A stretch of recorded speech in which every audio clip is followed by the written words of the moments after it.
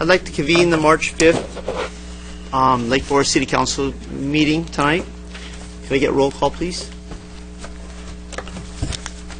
Councilman Dwight Robinson is here. Councilmember Herzog here. Councilmember McCullough here. Councilmember Nick here. And Mayor Voights here. Thank you. All present.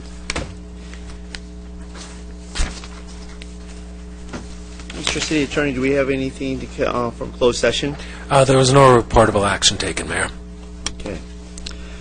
Well, this will open the public session of the Lake Forest City Council and presentations.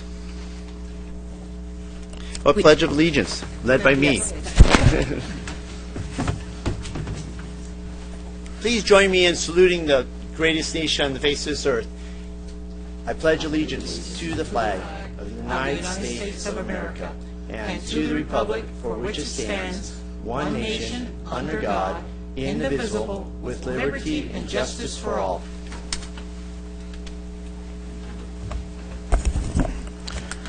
Okay, now presentations. Is there any? There are no presentations. Student report? The student liaison is absent from the meeting this evening. Okay. Well, so this time it was public comments. At this time, members of the public may address the City Council regarding any items within the subject matter jurisdiction of the City Council. No action may be taken on these items not listed on the agenda unless authorized by law. Comments will be limited to 3 minutes. There will be a light on. They will go from green, yellow, and red is when you cease. Comments will be limited to 3 minutes per person. An overall time limit of 30 minutes for public comments.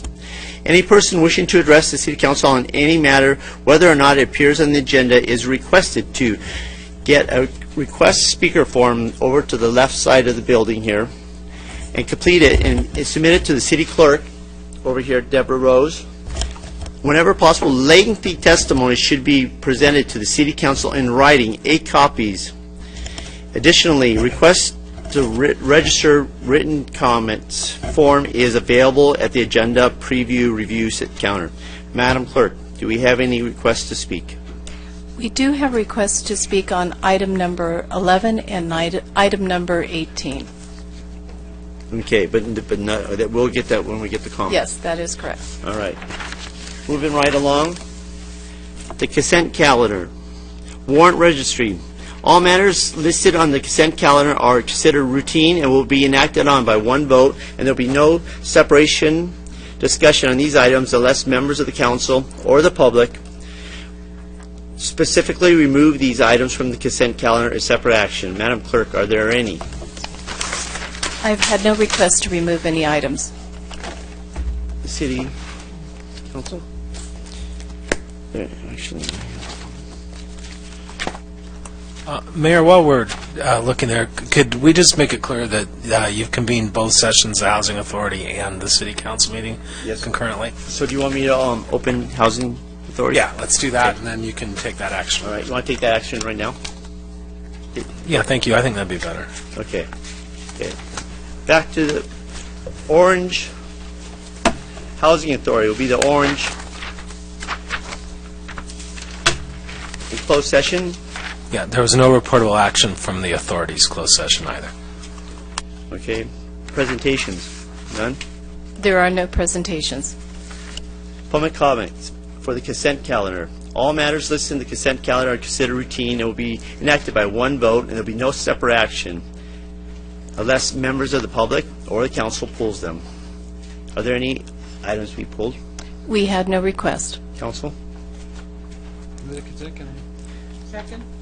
All in favor? Second. Aye. Aye. Aye. Okay. Thank you, Mayor. Close Housing Authority, back to City Council.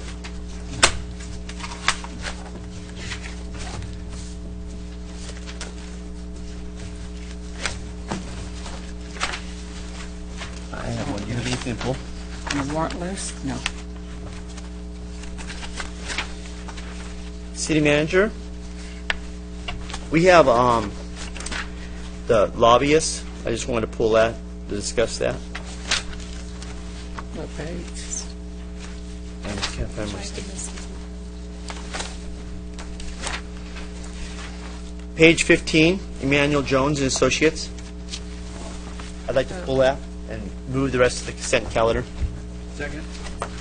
I'd just like to pull one as well. On page 8, the ACCOC charges, and just to make it real clear, I mentioned that I wouldn't be asking for reimbursement or payment from the city in any way. With this particular issue, it was a $40 charge for attending something. I said that I'd pay at the door, and then I was unable to make it, so I'll just reimburse the city for my $40 since it appears the city already paid for it. So, thank you. Can I, Same yes, with me. okay, same with you. Clarification with you. Okay, I'd like to move item page 8, associate, okay, include that? Along with the rest of the consent? Yeah, Okay. that's fine. Motion, call the vote? Aye. Aye. Okay. Page 15, Emmanuel Jones. I know that we're part of the ACC-OC California League of Cities, and we have lobbyings with them, but with the upcoming sports park and the trails that we have and the possible future parks that we have in the city of Lake Forest, I thought it would just be a better use of our resources and our money to have that combined with a assistance with lobbying. And I was wondering if that we could have that go out RFP and see what else we have and make it available to them too. Yeah, Mr. Mayor, members of the council, actually, the staff is bringing that conversation back pursuant to your direction at the last meeting. So appearing on your next agenda under council discussion will be a conversation related to a potential RFP for lobbying and grant writing purposes. So you'll see that automatically based on your previous action. Thank you. Move the item. Second. All in favor? Aye.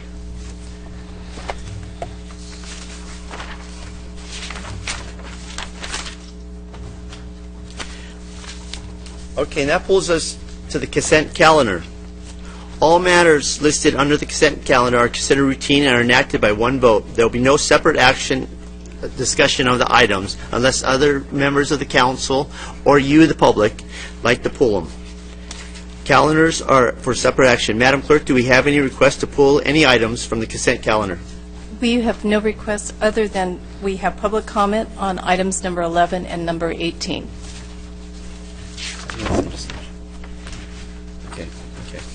Okay. Council? Yes, I have one. Number 13. 11, 13. Okay. I take a motion for the rest. Move the balance. Second. All in favor? Aye. Aye. Madam Clerk? Item number 11, 2013/14, Draft Action Plan for the Community Development Block Grant Program, submitted by Assistant City Manager. Our first speaker is Laura Fisher, followed by Margie Wakeman.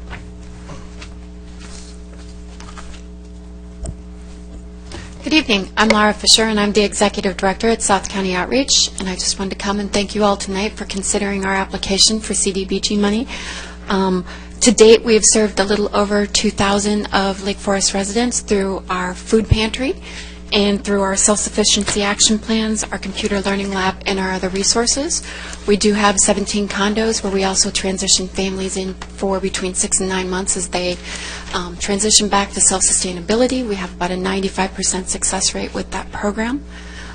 So we are reaching our goals and are very excited about the opportunity to submit this grant again this year. Any questions I can answer about our programs or what we do? Just real quick, where are your 17 condos located? Do you have any in Lake Forest here, or are they? We do. We have them actually spread out throughout all of South Orange County, and that works very well for the children that are in our programs because that allows them then to stay better within their school districts. But we do have condos here in Lake Forest. Great, thank you. Thank you so much. Thank you.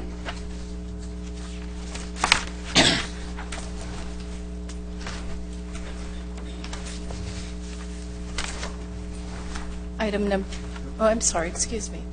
Go ahead. Did you want me to come next? I'm sorry. Ms. Wakeham. Margie Wakeham. I'm the director at Families Forward, and I just wanted to introduce myself to the new council members and give greetings to those of you who have spent some time here.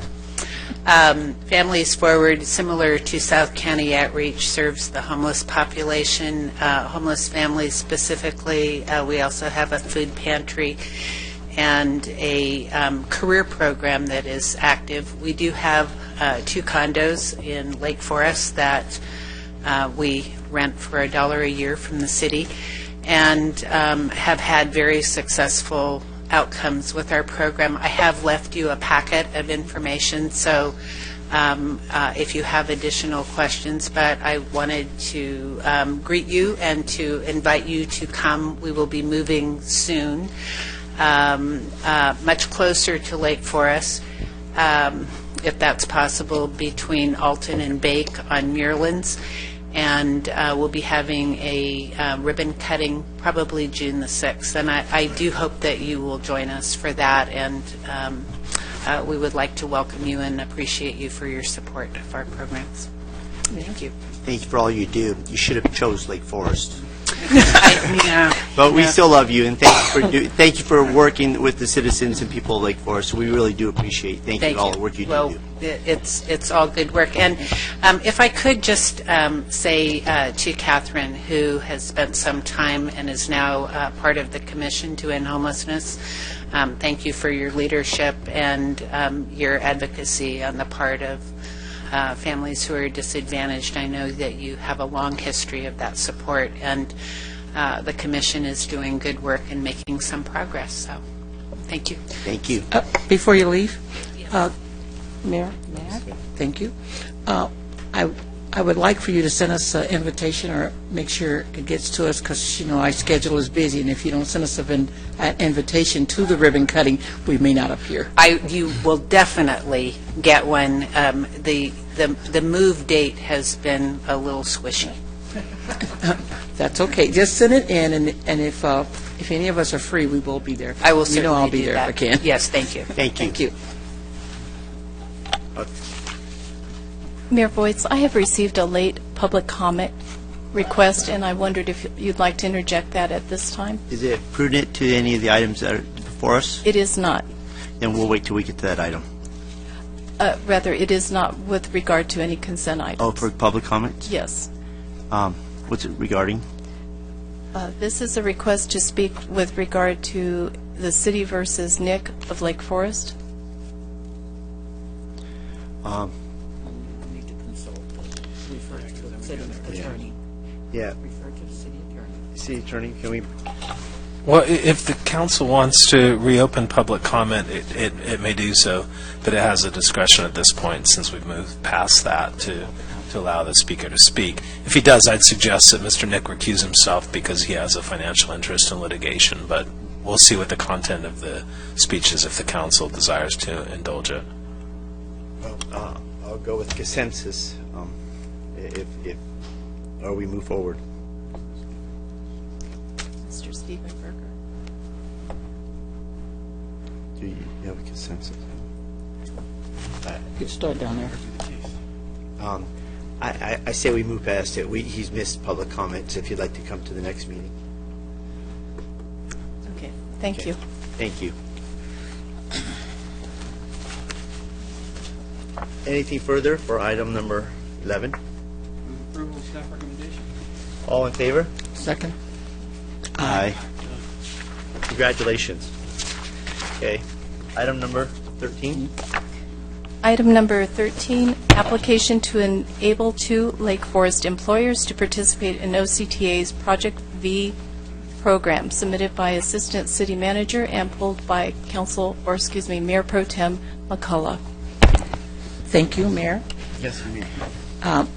I pulled this because, number one, I'm very happy that we have gotten this program off the ground. And while we've got this program off the ground and we're helping our businesses to keep that circulation of their employees, it's very important to keep qualified people in some of our larger businesses that we have here. I know that this, some of this is through the Go Local Measure M's funds, and I would like to, this is an opportunity, I also would like to say, I'm hoping that we can find some kind of funds to get the east side of our city, because that is east by the freeway, to the west end where our amenities are going in, because there's a disenfranchise of the people on the area the closest to the freeway than it is up on this end, the closest to the mountains. So at this time, I would like a consensus if we can ask staff to see if there's anything they could bring back that maybe this same pot of money, because from OTCA, if it can do anything to assist us in getting one end of our city to the other so we could be whole.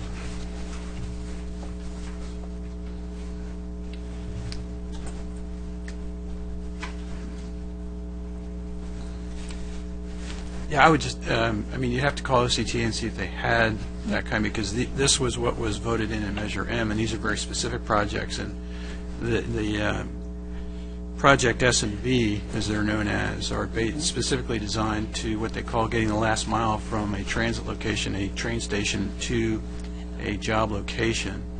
So, but, you know, I mean, obviously you could ask OCTA if they have something That's all I'm that's asking. intercity, that it's a little different. So it wouldn't be out of these pots for sure, but.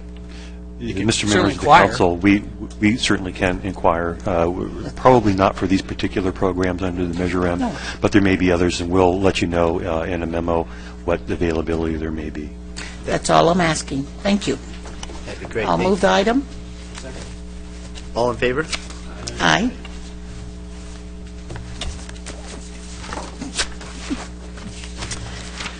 Okay, next. At this time, we are discussion items. Madam Clerk? Item number 17, construction contract award for the Lake Forest Sports Park and Recreation Center, BW 2009.01, submitted by Director of Public Works, City Engineer. City Manager? Yes, thank you, Mr. Mayor, members of the council. Actually, I'm going to jump in front of our Public Works Director. He's over there saying shucks, but we ordinarily put an award of a contract for construction on our consent calendar, but this one's different. It's significant. It clearly is a very large dollar volume, the largest public project the city would have undertaken given the acreage that's involved and the dollars that are involved in this. So we thought it might be best to put it on the discussion calendar and provide not only the moment to pause and reflect on what this is doing for our community, but also obviously giving the City Council the opportunity to weigh in as you deem appropriate. Just by way of background, this has been a long time in coming, the Lake Forest Sports Park and Recreation Center. In our staff report, we outlined a variety of steps and things that certainly led up to this point. Back in October 2009, this goes back some time, the council awarded an agreement to SOMAS to provide engineering design for mass grading and drainage improvements for the sports park property. That property was identified and becomes the product of the opportunity study area. It's one of the many benefits to this community that derives from the opportunity study. And you started the actual process of building this after it had, for a long number of years in a public process, developed a master plan, and that was vetted with the community through a series of meetings with our designer, RJM. And by the way, Larry Ryan is here this evening. If you have any questions of Larry, he wants to see this project go forward too, since he's spent a long time on it, as we all have. But fundamentally, all that design culminated in starting to actually build it. So 2009, you did that, and September 21st, 2010 is when you actually brought Larry on board for that purpose. And November 2nd, 2010, the council approved a professional consultant agreement with Griffin Structures, who has served as our construction manager for this project. In April 2011, you certified the environmental impact report, and you selected Alternative 7 as the preferred project, and that has resulted in what ostensibly then puts together 3 different parcels and produces an 86-acre sports park. You awarded the contract for clearing and grubbing back in November 2011, and that helped to clear the property that was known as the Glass Creek parcel. It was about 47 acres that the county provided the city. We did a trade with the county of property, for those of you who are around at that point. A lot of acreage that they gave us in exchange for acreage we gave them, and it consolidated our facility there at Glass Creek. In August 21st, 2012, the council awarded a construction contract to Road Builders Incorporated for the grading and drainage, and that work started in October 2012. And if you've been out there lately, you see that there's a lot of earth that's been moved by Road Builders Incorporated. We anticipate the completion of the grading in May of this year, so we're right around the corner. If you've been out there lately, they're cutting the internal roads. They're doing a variety of things. It's about at grade. On November 2012, also, the council approved the bid documents for the sports park itself. That's the vertical improvement, so it's the recreation building, the backstops, the grass, the fields. You also simultaneously approved sole source procurements for sports lighting and turf, the artificial turf. Based on that call for projects, the city received 5 bids that ranged from $35.8 million to somewhere around $41.3 million. The low bid was provided by Park West Landscape, $35,888,810. We've attached all that information for the council in order to move forward this evening with the actual construction of park improvements. The staff has taken additional steps to ensure that the group that is the low bidder, Park West, is not only the lowest but also a responsible and responsive bidder. And we've looked at other projects they've done and feel very confident and recommend you to the council that Park West is in fact your lowest responsible and responsive bidder, and feel comfortable that they will do a marvelous job in building this park for the city of Lake Forest. That being said, we anticipate that this project will take, as we've told you, some time yet to build, and so it's probably around June of 2014. I'm looking at the Public Works Director, who's going to always hedge my bet, but you're looking at about a year plus, probably, in order for us to be complete with all of those improvements. And consequently, the staff, I'm sure, Park West and everyone is ready to get this project going. So we're presenting it this evening for you, and our recommendation clearly is to award the contract to Park West.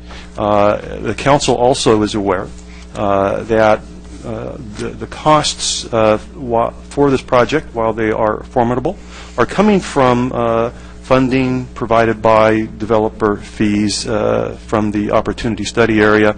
We'll be coming back to you through additional cash flow analyses a little bit later as we adopt our budget this year. Clearly, you will have the dollars in order to build this project. We want to make sure that we're not misstepping. So for the purposes of disclosure for the community and for the council, we are using, I think, a very sophisticated model to ensure that we're able to make this project turn into a reality about a year from now. So with that, Mr. Mayor, members of the council, the staff would be glad to respond to any questions you might have, or if you just have comments you want to make, that's terrific too. But this is your opportunity to do that, Mr. Mayor. Thank you. At this time, we're opening up to public comments. Is there any request to speak on concerning this item? We've had no request to speak. She's got another one. That one? No, it is not for this item. Okay. Colleagues? Literally on the edge of my seat listening to all of this. Very excited about it. I moved into town about 14 years ago, and first time I recall hearing about a sports park in town was probably about 11 or 12 years ago. I have an 11-and-a-half-year-old daughter right now, so I'm excited that she's going to get to enjoy that field to a certain extent, and definitely my 7-year-old will be playing Little League ball there, talking with lots of coaches. Tell you, Mr. Wheeler, they are hanging on your every date.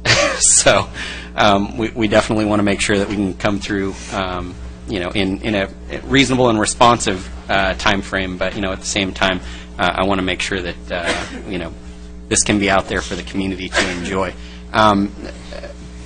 Mr. Dunick, you mentioned that you visited some other cities where Park West had developed some other sports parks. Were they in Orange County?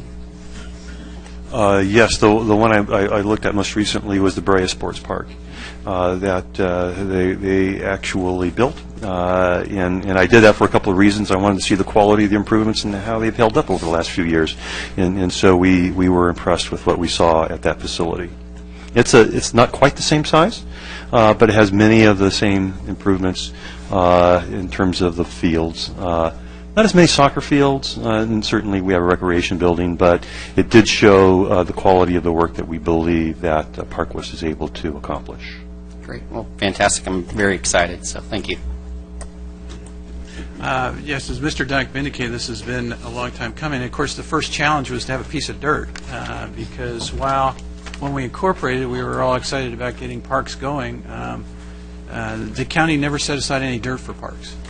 So we were basically the only piece of property that the city had available to it was the bathroom at now Heroes Park, which was a little small for a sports park. And since that time, we've done a lot of work in the parks, and in particular, in this one, it was a very complicated effort to put the parcels together, and the largest one was, as Mr. Dunick mentioned, the one with the county where we did a swap, and actually it was sort of a twofer, if you will, because the property that we gave to the county added to the size of Whiting Ranch.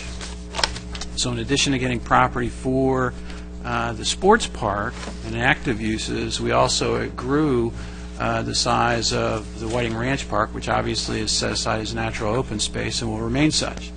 And so that was really actually quite a great accomplishment on two fronts, and we were very pleased to get that accomplished. And it was noted that this whole reason we have this park is from the Opportunity Study Area, or OSA. And quite frankly, we need to really highlight the developers that came in, because what they did was come in and embrace the community, work with the community, and develop some very key very key community assets. And it's not just the sports park. Because of the OSA, we got Alton Parkway, we got Rancho Parkway. We now have a traffic model for the entire city, so that when any development occurs, that can be plugged in to see the effects throughout the city. We also have what's known nicely as the Lifton projects, which basically means the developers will be improving 18 intersections in the city. And so these developers came in and truly have given back to the city, unlike some of the recent events we've seen with two developers.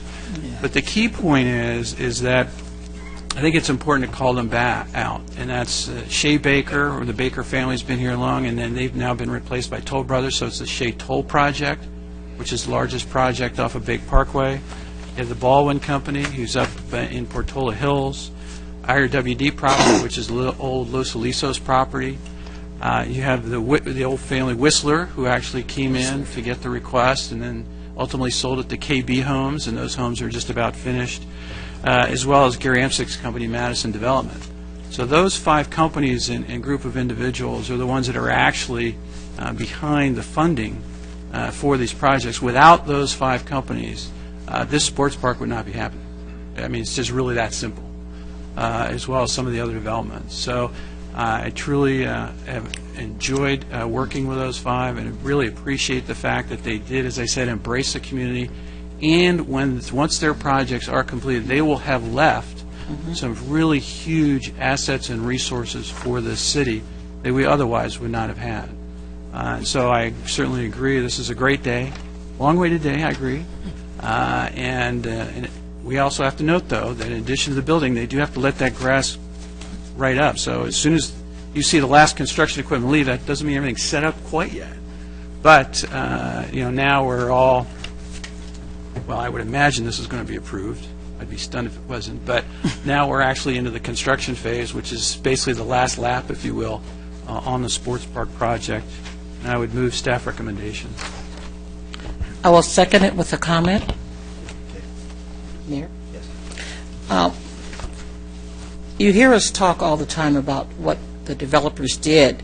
One of the things that you may not realize, if you weren't at the beginning of this, these developers chose to set aside their projects and not build or do anything and go into this study because we the city, after annexing Foothill and Patola, we wanted to make sure that we had a blend where the two sections, or the three sections of our city blend together, and we also needed to obtain a balance and a plan on how to get a job and work and housing balance, as well as getting amenities for our citizens. They were very, very generous with their time. We thought it would take 3 to 5 years. It wound up taking about 10. And they did not grumble. And they were still generous with what they did to make sure that this happened for our citizens. Several of us was able to go to when the Little League opened and throw out the ball. And they are waiting. And if you ever get a chance to go, before they're able to play there, and you will see all the teams that we have and how early they start and how late they have to go. You'll see how desperately we needed these fields. And if you think about how many children we have and how very little fields that we have for soccer, for ball, and all the things, you will see these people that were named by, most of them are families. These families that came to our rescue and was willing to set aside and take this long, which they could have started building immediately, and they chose to go into this OSA. They did our city a great service, because now we will have a sports park that our children will be happy, and many other cities may wonder how did they do it, and it was because the families that had this land was willing to sacrifice some and share with us in helping to put this all together and give us the means to be able to do this. Our children are excited. When we were out there at the Little League, when we gave the mayor gave the report on the fields when they'll be open, there was a roar, and they were very excited. So for myself and all the rest of our city, I would like to say on record, that means make sure it's wrote in the minutes, that thank you to each and every one that was willing to take and stand with us and make this happen for our city. Thank you. Mr. Councilman? All right. He did. Mr. Donick, you said you visited the other sports park in Brea. What is the size that the Brea Sports Center actually is? I'll have to refer here to Mr. McGill, who was on that trip, and some others. Maybe Tom, if you remember the actual acreage. I'm sorry? Did they have a recreation building? No. They have a small snack bar. So there's nothing on the scale of the recreation center that will be in this park. Okay. There's one soccer field, and I believe there are, three baseball fields. Right. And there's a tot lot. Synthetic turf fields? No, they're all grass. There's 2 soccer fields, and it's 26 acres. 20, okay. For you out in the audience, what we are about to venture into with tonight's vote will give us the largest active sports complex in Orange County. We're at 89 acres in total acreage, 60 acres or nearly 60 acres of flat playing field, which is unheard of down here in South Orange and anywhere in Orange County. So we're really very fortunate to be coming forward with this, and I can't tell you how excited AYSO, club soccer, Little League really is to see this, and it's really going to bring Lake Forest up, and it's going to make us the destination for all of Orange County. So I'm really thrilled to have this opportunity. I was wondering if there's anybody from RJM that's here tonight? Yes, Principal Larry Ryan is here, if you have any questions for him. Yeah, we were talking just on some of the dimensions on the sports field, on the soccer fields. And my daughter participated in State Cup up in Lancaster, which has, I think, 22 fields. Great flat area, but nobody likes driving to Lancaster. They would much rather come to Lake Forest. Right. So, but the fields, it seems like, are just a little bit small in their width-wise, and I just wanted to be on record that I would really like you to look into that. The U12, U14 width is at 220 feet width by 330 length. I'm not sure if I understood your question. You'd like me to look into that? or Yeah, well, you'd like us I to- just wanted to clarify that it's important to me that we get that because of the amount of money and effort that we're putting into this and, Right. and the resources that we have here. We have one shot at this, and I would just want you to know that that's very important to me and to the older kids that play soccer in our city. Okay. Have you looked at those numbers? Yes, we have, and we have some options to increase the width. When we, initially started the plan and the master planning efforts, we were trying to balance, all the attributes on the site. But there is an opportunity there. It is possible to increase those widths, should that be the, council direction. It will take some adjustments to the plans and the incorporation of some low retaining walls into, create that additional width. But it certainly is possible. It is possible? Yes. Well, thank you. You did a fabulous job, and the layout is marvelous. Do we have any of these available in the back for anybody that would like to take these? No? Are they Apparently not, but it is on our website. On the website. And you can look at all the improvements. The layout of the sports park is on the website, our city website, at lakeforestca.gov. I would recommend all of you looking at it because it's really something to brag about for our city. Thank you so much for your job, Larry. Thank you. Nothing further? I'd like to call the vote. Aye.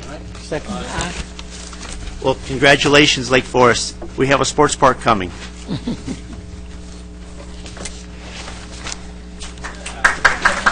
Yeah.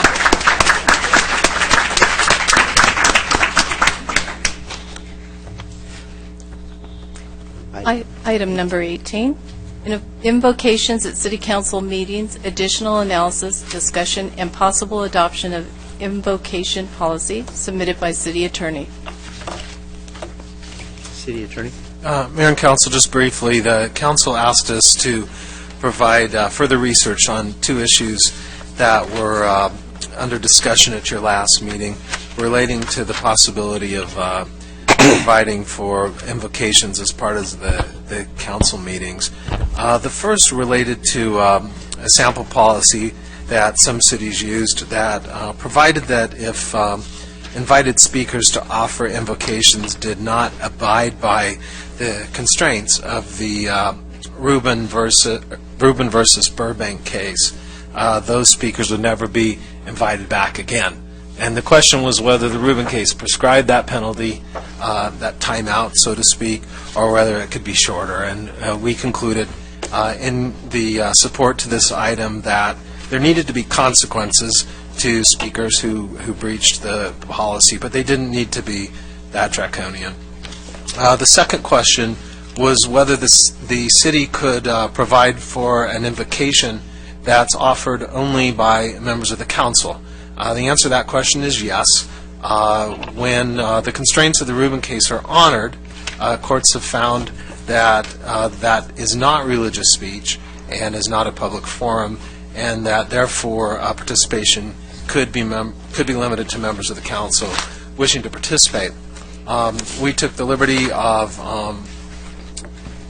bringing those alternatives back to the council in a draft sample policy tailored to Lake Forest that begins on page 260. Alternative 1 provides for speaker rotation and removal for violations of the policy. Alternative number 2 provides for invocations led by council members. That's a report, and we leave the ultimate decision on whether to act or not to the council this time.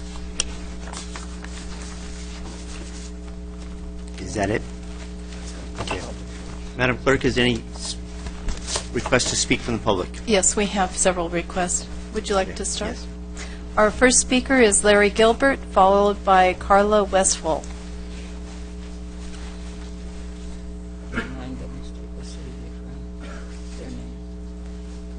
Good evening, Honorable Mayor and member of the council. I'm Larry Gilbert from Mission Viejo. Just to let you know, not a plug per se, but on March 31st, we're celebrating our 25th anniversary of cityhood. Congratulations. I've attended almost every one of the council meetings in the past 25 years, and I can tell you, the easiest decision you have to make is the one that's before you tonight. I've handed to the clerk a copy of flyers that we put at our church, in which we pray for Dwight Robinson, Peter Herzog, Catherine McCullough, Adam Nick, and Scott Voights. We have members in our church that live in your city. It also includes praying, I should say, all the way up to the president, so you're each going to get a copy of that. The point I make is that we pray for you. I would hope that when you come to meetings, you come prepared, you pray about your decisions. You can go back to our archives, November 6, 2006, our very first recorded invocation is by Trish Kelly, and I looked at it today just to make sure. We rotate. There's absolutely no legal issues here. We're not trying to pray in the name of any specific religion. It's just to pray for wisdom and the judgment, because the decisions you make are going to affect not just today, but generations to come in your city. So I urge a yes vote. Again, this is a no-brainer. Thank you. Thank you. Carla Westphal, followed by Jolette Kolish.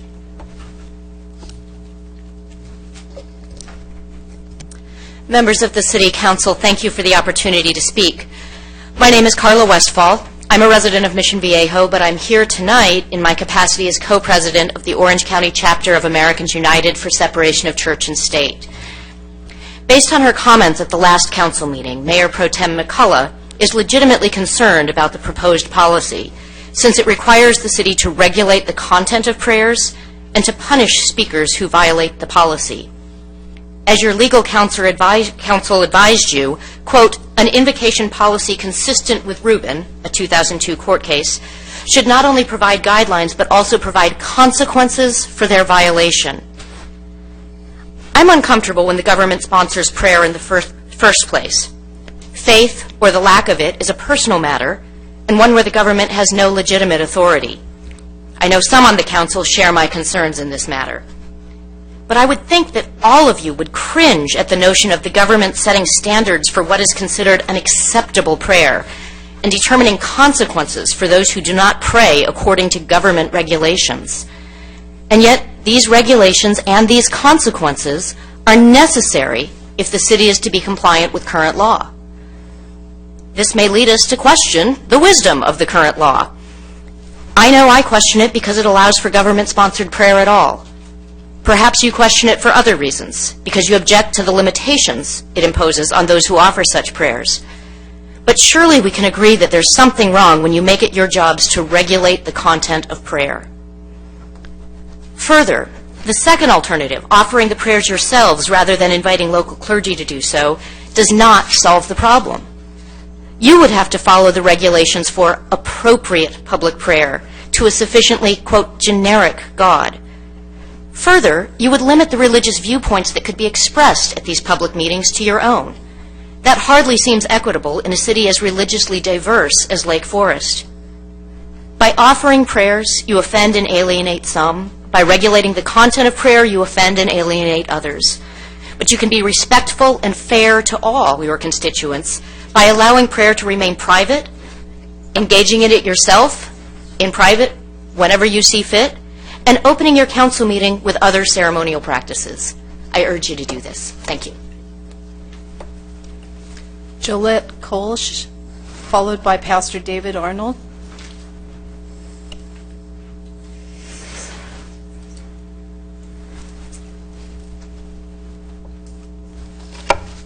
Mr. Voigt, council members, thank you so much for listening. My name is Joette Kelch, and I'm here in support of invocation prayer at council meetings. And I notice that you have "In God We Trust" over the City of Lake Forest emblem. And I think that says right there how you feel and where you stand. If you can post "In God We Trust" over your emblem of your city, then I think that you can agree that it's okay to pray to that same God that you trust in. I think that not only is this a no-brainer, but it makes perfect sense. Congress prays, the Senate prays, our president is brought into office with his hand on the Bible. That tells you right there that people understand that God is smarter than they are. And so they require, or at least they ask in prayer, that God can guide their decisions, because these decisions are important ones. And I think that the City Council can understand as well that these decisions that all of you make are important enough to ask the wisdom of a God who is smarter than all of us. Thank you for listening. Thank you. Pastor David Arnold, followed by Dr. Clayton Robinson.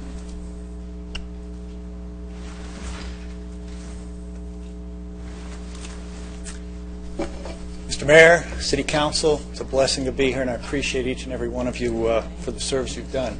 Congratulations on your park. You're building an 89-acre park directly across the street from a 125-acre church. Saddleback Church is one of the largest churches in the country, led by one of the most notable pastors in the country, Pastor Rick Warren, who would be here tonight, except he's in London right now.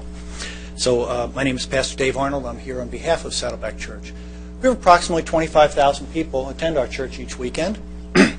I checked today, and about 6,000 plus of those families are members of this great city. And we love this city dearly. We love being part of it. We appreciate some of the members that were here even being part of our Peace Center that we opened just last year. Real simply, I do believe there's an issue of separation of church and state, but I do not believe there's a separation of church and faith. You have a particular faith that you want to express, a particular God that you want to ask to help you make decisions. And as leaders, I want you to have the ability to reflect your faith as a leader. And so I would urge you to consider the fact that yes, I understand there are facts, that there is the Rubin ruling, and there are issues to deal with from structure and from limits, and I don't have any problems with most of those. But I would urge you to use the policies that were designed and to be able to express your faith and be able to express your guidance that you're looking for from a higher authority to continue to lead and guide this city to where it is now and where it needs to be. And I thank you for that. Thank you. And thank you, Saddleback Church. Next. Dr. Clayton Robinson, followed by Ted Pearl. Thank you, Mr. Mayor and City Council members.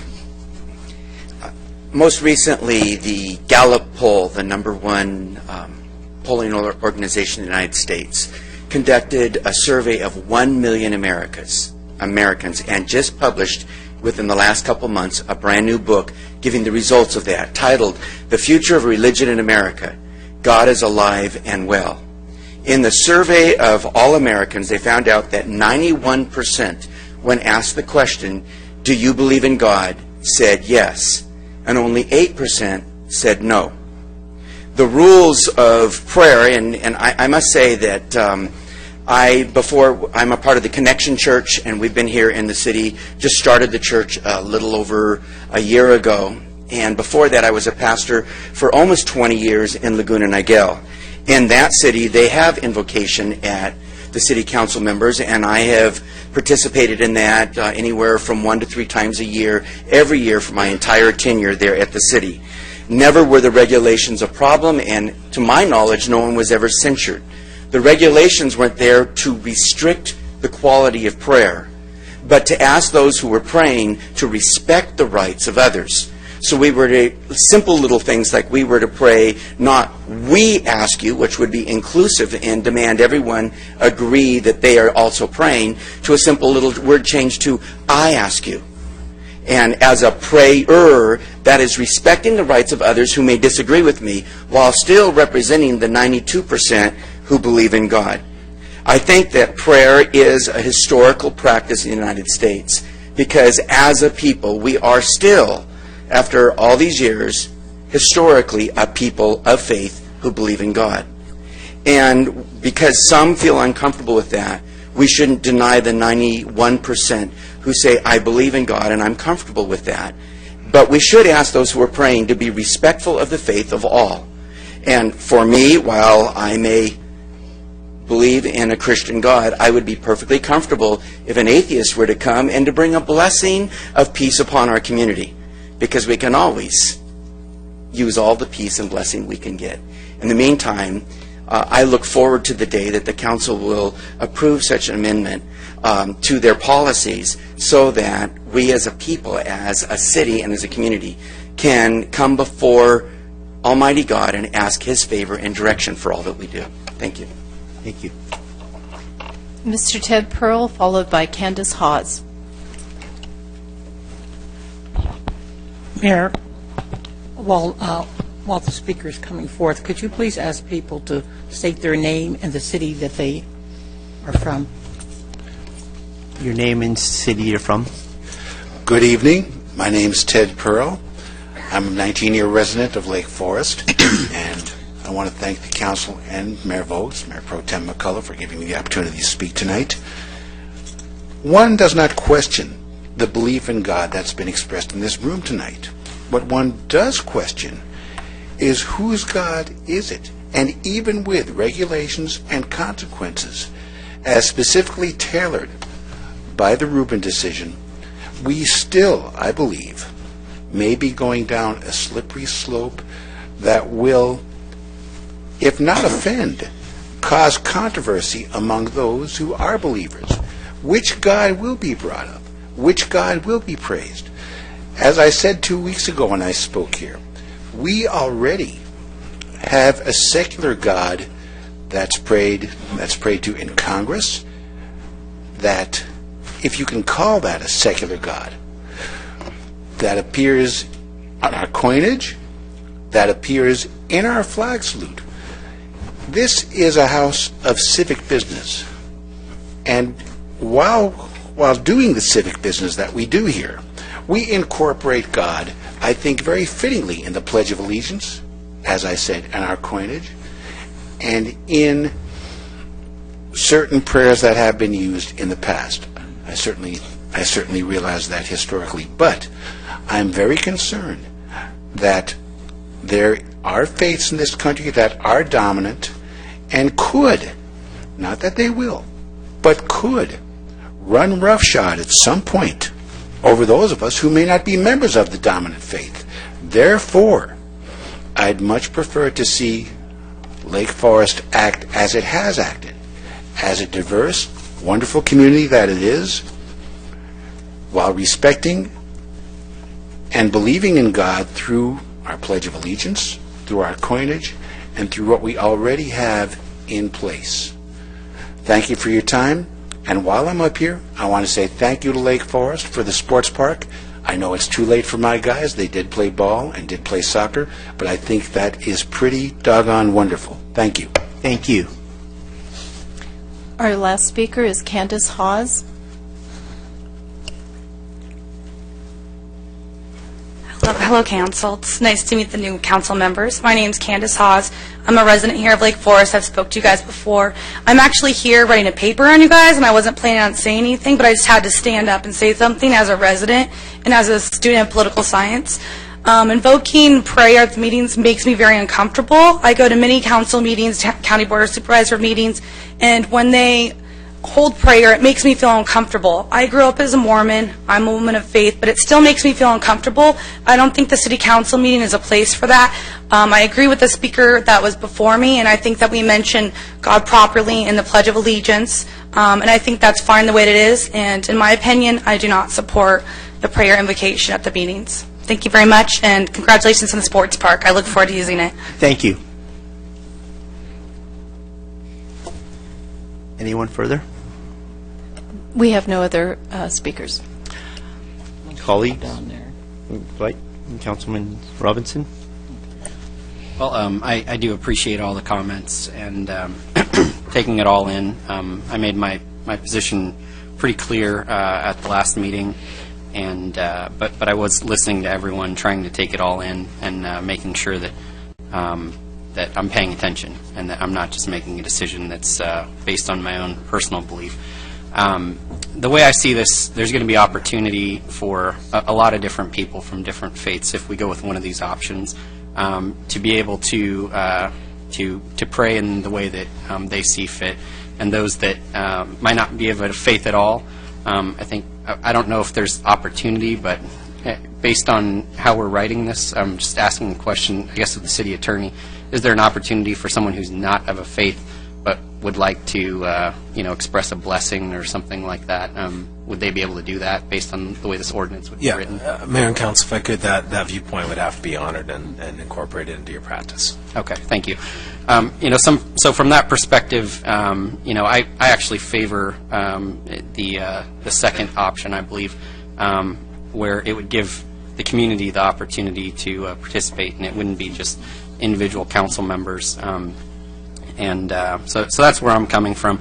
A few people brought up the sports park.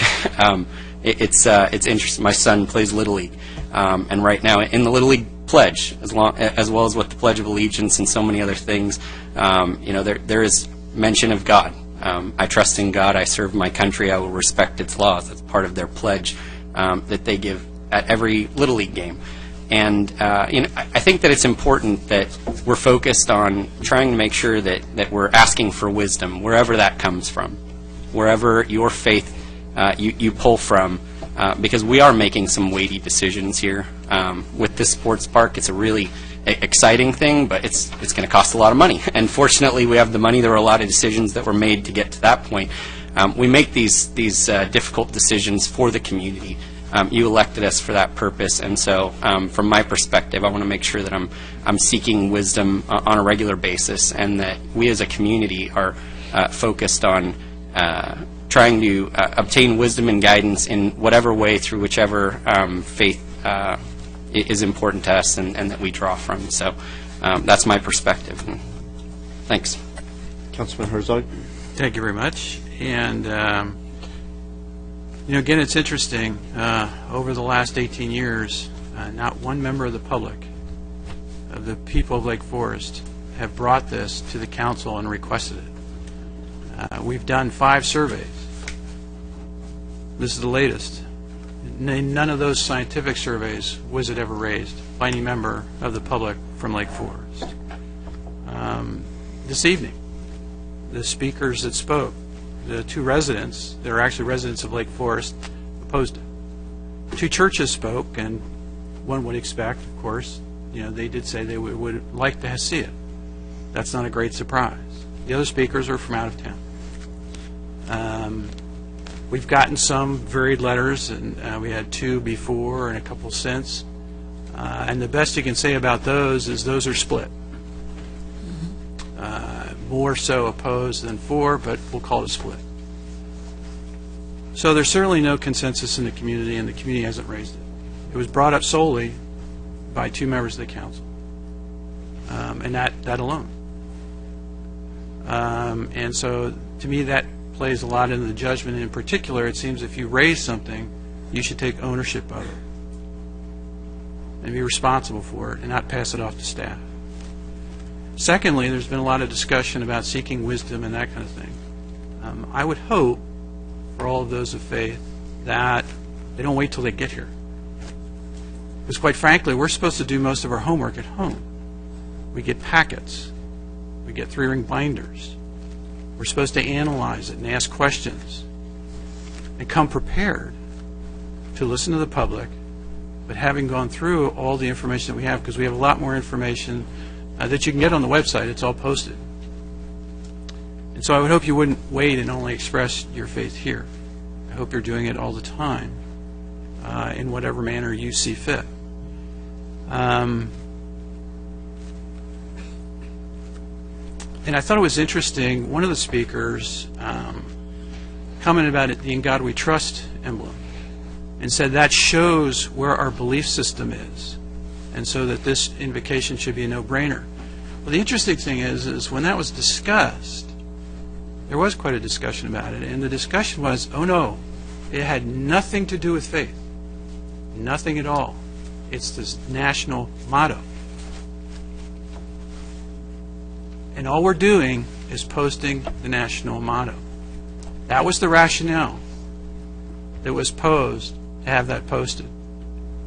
The religious aspect was denied, yet that in itself, this evening, has gone into a different interpretation than what the public record said is the reason for it to be there. Now, if it is the other, then in fact it should be taken down, because that was made very clear that that can't be done. And so that also raises another issue. And there have been some comments in some of the letters about some of the things that have been said already over the last 4 months, that there have been comments made that they found to be inappropriate and outside the scope of the Rubin decision that we've talked about.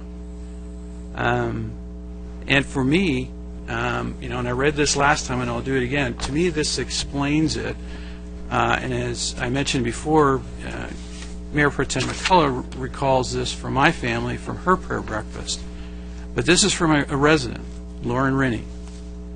And she says, "From my perspective, prayer is a very private and personal thing, not something to be done in the name of God for public display. What purpose will a prayer before the council meeting serve? Will it prove to everyone that you are a better Christian than everyone else? The most meaningful form of praising God are done alone, when you speak to Him directly and through your heart, not before a political stage. Doing so belittles our shared belief in Christ and serves only in turn our faith into a political symbol. Please consider your decision carefully and know that God only needs you to show your faith in your own time."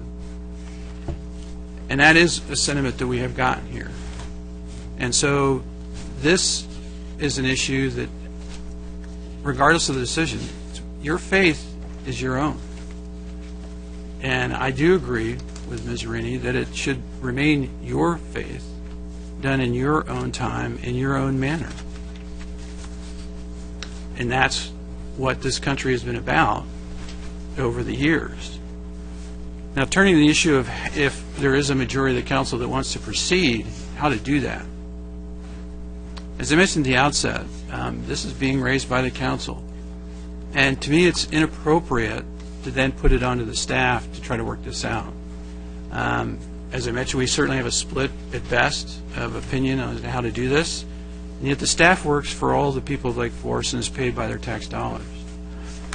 And I think we have to look at also the fact that we do have a limited staff, and we've done that on purpose so that we don't have a large bureaucracy. And we primarily operate off of a contract concept. Like you saw tonight, we let the contract for the sports park. So it seems to me that our goal should be to focus the staff on things that are truly of importance and vital to moving this city forward. What would be the purpose of having them involved in trying to sort through who might come and where might come and take that away from other jobs that they're already doing? And, what does that accomplish in the end? So if the council a majority is interested in this, I certainly hope that since they are the ones that want to see it, that they take that ownership, that they take the responsibility to then implement it and do it by themselves and do it in the way they apparently are interested in doing, and not pass it on to staff and take up staff time to then sort through all this and then try to regulate and watch and who does what, right or wrong or whatever, or institute penalties and all this other stuff that's being discussed. It seems that if it's important to a majority of the council, then they're the ones that should do it. And so, this was discussed before. I appreciate all the comments that have come forward, but I think, my opinion certainly remains the same. Thank you. Councilwoman Nick?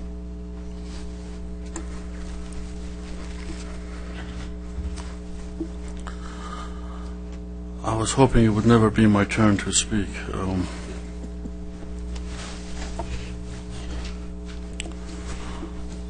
From experience, I can tell you religion and public policy, religion and politics, religion and government.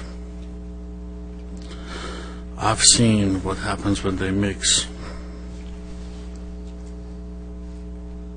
I saw mass executions.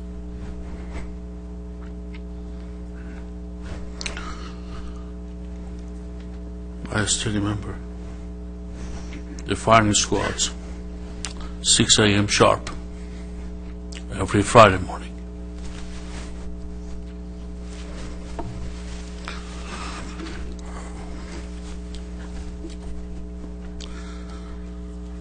Well, a society indifferent and uncaring is doomed. That's what my father told me many years ago. A society indifferent or uncaring is doomed. What we have proven here in America, what we have proven here in Lake Forest, is that we care. We do give a damn. The chamber is almost full. That's good. We do care. I thought it would be a cold day in hell when I agree with Mr. Herzog on anything. I really thought it would be a cold day in hell, and maybe this is it. Maybe this is a cold day in hell.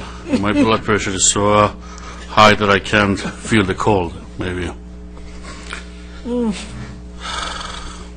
But what I like to think, what I like to believe, and I don't have prepared notes. I try to make some notes, but not worth anything. I like to think our strength is in our unity. Let's find common grounds. Let's find common grounds. I spoke with our mayor a couple of days ago. He was kind enough to reach out to me, and he said to me, Adam, what if we rotated between us? We know what we're going to say. We know what we shouldn't say, and we wouldn't. It's the five of us. What if we rotated between us? And what if we don't mention any religion, any particular faith? We refer to God as God. That is, if we want to refer to God. We would not refer to Him as Lord or Jesus Christ. We would refer to Him as God. And that is only if we want to refer to Him. I said, do I have to refer to Him? He says, no, absolutely not. You can thank anybody you want. You can thank anything, anyone. I said, okay, so in that case, I can get to thank our founding fathers, my most favorite president, President Lincoln, for keeping this country together. He says, yeah, if that's what you want to say, you can say that. So what I'm trying to say is, this doesn't seem, at this point, it wasn't the case 2 weeks ago.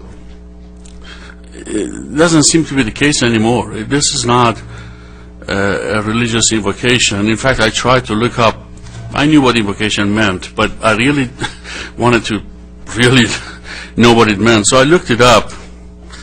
I looked it up on several online dictionaries, thesauruses, and this, I think this is not invocation in its true sense, because we're going to stay away from religion, we're going to stay away from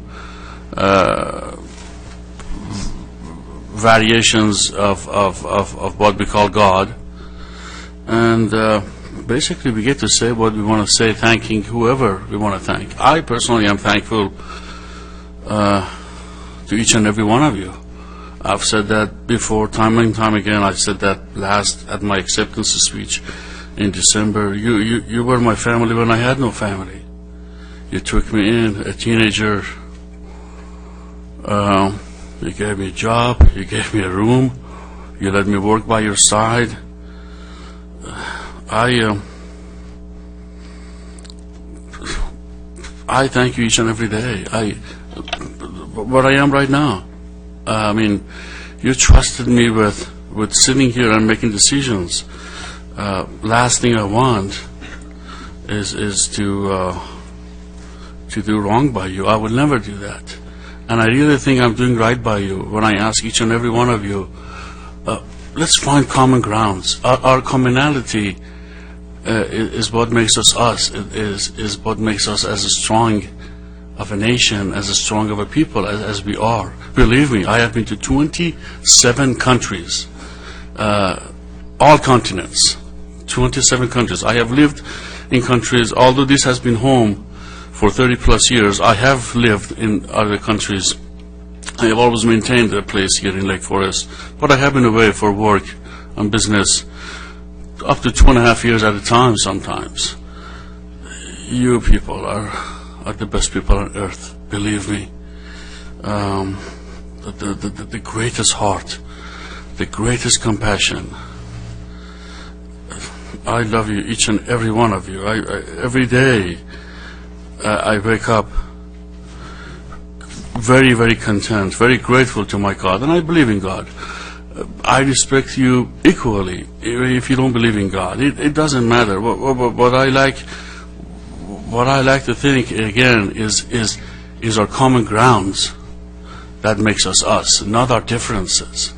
So if I get to thank whoever I want to thank, and that's you sometimes, if not most of the times, and I don't have to stay with any specific religion or faith, I don't even have to mention God if I don't want to. I think I'll vote yes for this. I think it'll be a good thing. I think it'll be respectful to those who are people of faith. I think I will be equally respectful to those who are not people of faith, because I respect each and every one of you for who you are, not for what you believe in or what you don't believe in. Thank you for listening to me. Mayor Pro Tem, would you like me? Oh, yes. Okay. Let me get my thoughts together, so go right ahead. Well, first of all, as most all you know, I am a man of faith, of the Christian faith, and I'm very proud of my faith, and my faith means a lot to me. But then I want to thank all of you for coming, and that's what makes America great. We are a melting pot of all people of faith, and I think that whether you have no faith, I think that America is just a great place to live because of the form of government that we have here. And from the first step of a European on this continent with the Pilgrims, I think faith played a huge role in the direction of this nation. So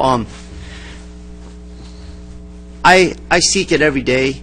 I do not want to force my religion or push my religion on anybody, but I do want to invoke God's blessings, and however you want to take that, I want to invoke God's blessings upon our citizens, our businesses, on those who protect us at night, whether it be the U.S. House of Representatives, the U.S. Senate, or the swearing in of our president every 4 years.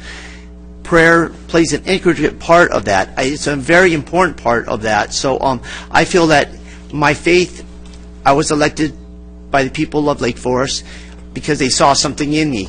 My faith is part of who I am. So I want to represent that in a way that isn't domineering to any other faith. And I promise you that we're not out to make any one faith better than the other. But the fact is, what we do want it, and it's important to me to do my best for this city and have a city that is a melting pot for all. I think that, if you look at the other nations of the world going on in the Middle East or that, you don't have the freedom of religion and expression that they have here in America. I think that's what makes America a great place. And I think that it's the legacy that we have. And in God we trust doesn't convey any one religion. It's a faith in a creator. And the Constitution says we are endowed by our creator. And so just the founding fathers in the writing of our founding documents, which are the pillars of our society in America, the Declaration of Independence, the Constitution, I think that we are set forth on this, and I think that of the 34 cities in the County of Orange, all but 8 open in prayer. The Orange County Board of Supervisors open in invocation. And my recommendation to the city, and I'd like to include this in, that if a council member would like just to have a moment of silence, or a blessing, or just a kind word on peace in the world, I think that we should try to include that and integrate that in. But as for me, my faith is important, and I just want to do good and ask for my God to bless our city. So, I think that however you want to interpret that, I think that we have a nation that respects religion and respects the other religions that are out there, and respects the atheists that are out there that don't believe in a God or a creator. But that's my 2 cents. Ms. Kathy McCullough, Mayor Pro Tem. Thank you, Mayor.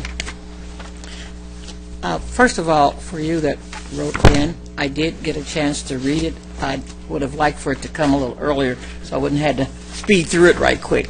But I did get an opportunity in between closed session and a little bit before starting to read each one. And as has been said before, there was a diversity on opinions, and I didn't try to see which one weighed higher or more. I just tried to partake of the content of each one individually.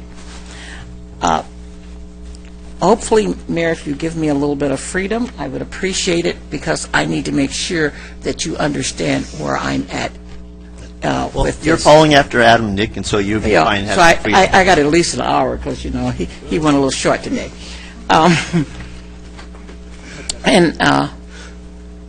First of all, some of you were here last time, and the ones that wasn't, I'm quite sure you heard, and that's one of the reasons you came. Some of you may know that I'm a licensed ordained minister, has been over 30 years, and a co-pastor of my church with my husband. I had a lot of concerns, and the reason I asked for this to be delayed until today to bring it back to us, and not to overburden our staff, but also not to rush into something that I had some concerns about. I can remember 2 things that has happened to me here in this county that gave me great concern. Is the first time that I was invited to a meeting, not in this city, and they did the Pledge of Allegiance, and over half the people, a good 75% of the people, refused to respect our flag. Now, I know here in America we have the freedom to burn the flag, which we used to didn't, and spit on it and do whatever. But I came from a Midwestern city, and my family was extremely patriotic. And as many of you know, I wear red, white, and blue once a week, sometime more, to remember what our flag is about and what our country's about. And the next time I went to another meeting, and we were honoring some of our officers that had died, and some mayors and councils from some city, not this city. It was here in Orange County, but I'm not going to tell you that. That's none of your business, just the content. While we were singing the national anthem, they were chatting, talking, and disrespecting again. For some of you did not come from the background that I came from, very patriotic. In our schools, they did flags and prayers. You may not understand how this pierced my heart for someone to disrespect my country. You that know me know, don't disrespect my city either, because I love my little city. But here in this country, they have the right to not salute the flag, to disrespect our national anthem, and we've given a lot of privileges and rights. You don't have to partake of the pledge. Some people take because they feel odd, even though they may not want to. But I've went across some meetings where people were very rude and did not. We used to have some people put things on their car that says either love it or leave it. If you don't love America enough to respect it, leave it. And I agree with that. I'm one of those that had one on my car years ago. And now we're at something else. If you choose to pray, you pray. If you don't choose to pray, you don't pray. I don't feel enforcing anybody to do anything. If you don't want to eat, sit there and starve to death. That's your right. I am not comfortable with the staff or the council, as it has been said, let the owners, let them take ownership, whoever brought it to us. I'm not comfortable with the staff or with the council taking ownership and regulating and trying to control and make sure pastors do and do not do this. That I could not support. I'm more comfortable with, if this is a yes, with the council doing it the same as the pledge.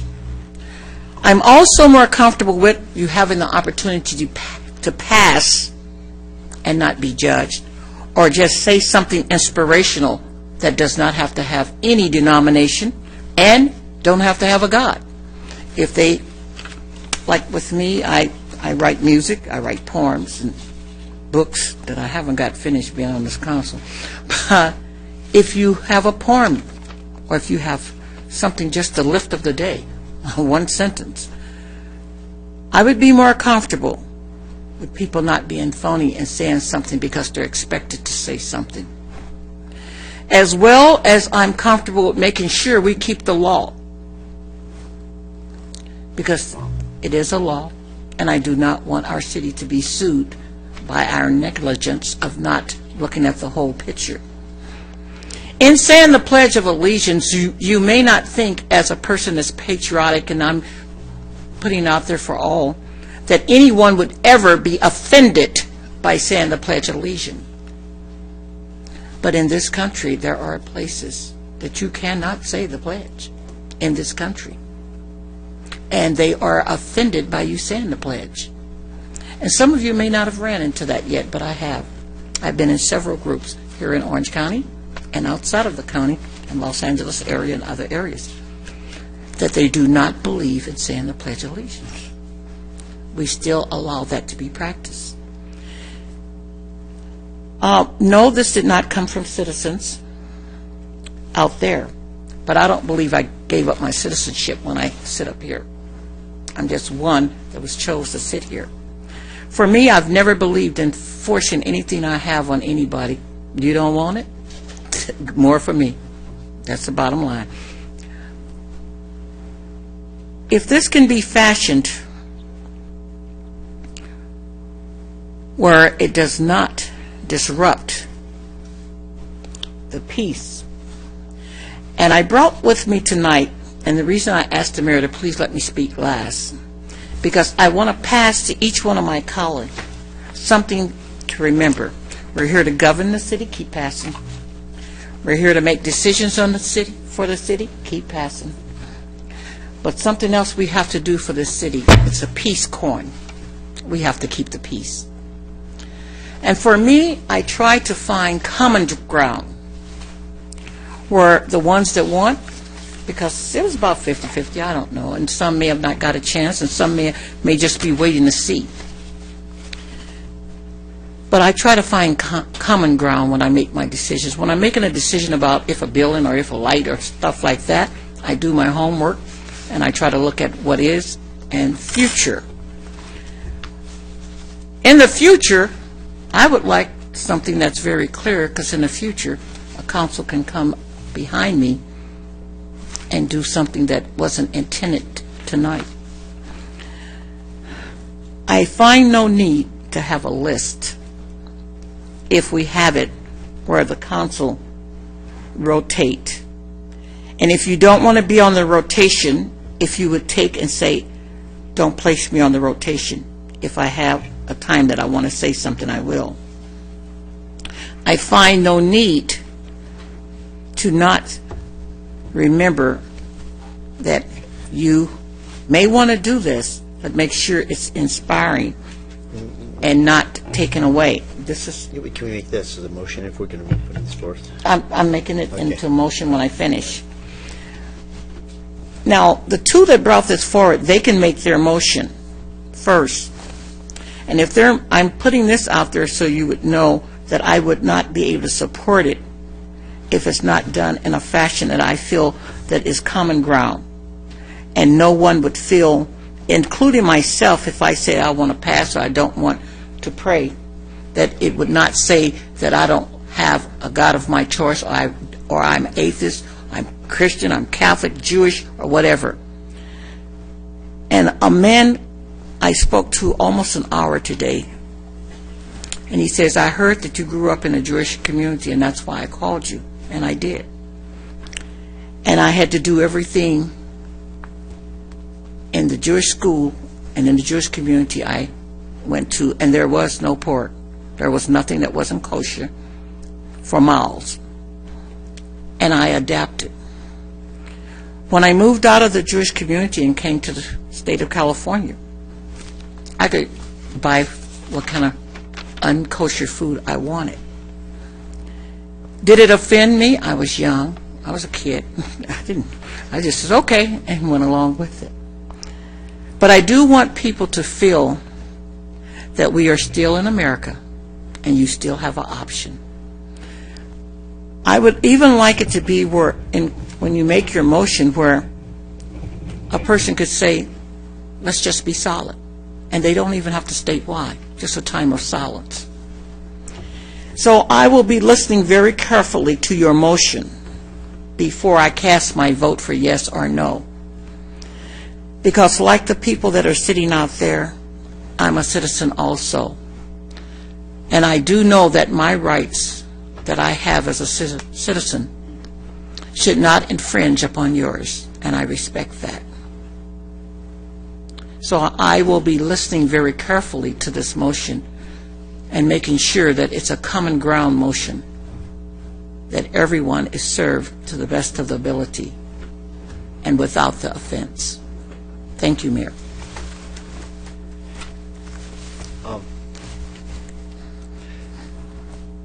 If we got clarification on those items that would bring this council together to her concerns, I will second those amendments to your ordinance for the invocation. Mayor, if I could help to clarify where we are. I'm not sure Ms. McCullough included her thoughts in a motion. If she did, I've taken some notes that I think would be revisions to the policy that I could double check with her in the second that you could consider for action or not tonight. I think that I can make this motion since I am one of the makers of this on the agenda. Alternative number two, of rotation of City Council, members shall deliver invocation or word of inspiration or moment of silence. That will not include any reference of a particular deity or mention of faith, organized faith.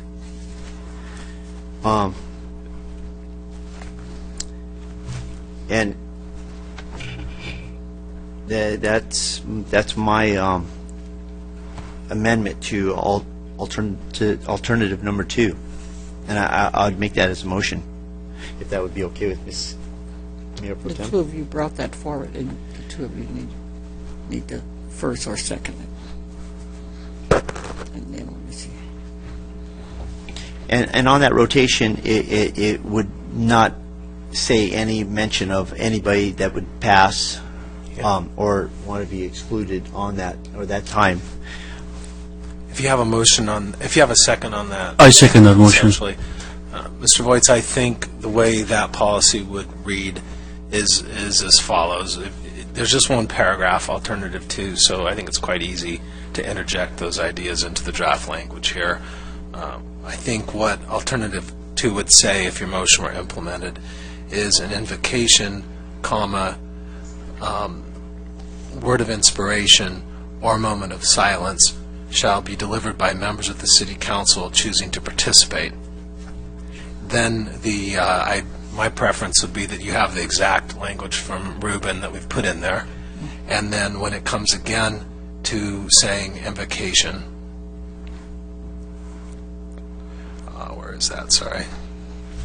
Oh, it says it in the second line. Second. It will say the same thing, an invocation, comma, word of inspiration, or moment of silence. So that each time it says invocation, it will say word of inspiration or moment of silence, and then it will say council members who choose to participate. And I think that exact language takes care of it. It's pretty simple to wordsmith. If you'd like to act on that specifically, then you'd be done with the policy tonight. I'd like to make that into a motion, except that wording.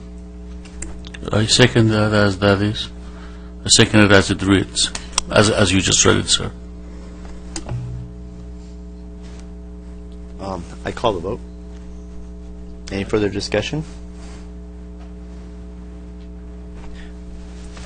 Okay, call the vote. Aye.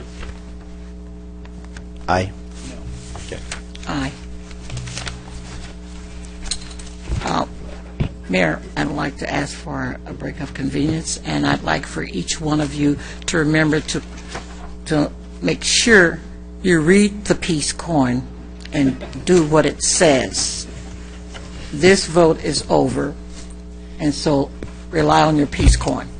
I want to thank everybody for showing up tonight for this. The meeting's over. We're taking a recess for a moment. There's refreshments in the back. I think there's some cookies still left back there. So please. No more. That's the end of it.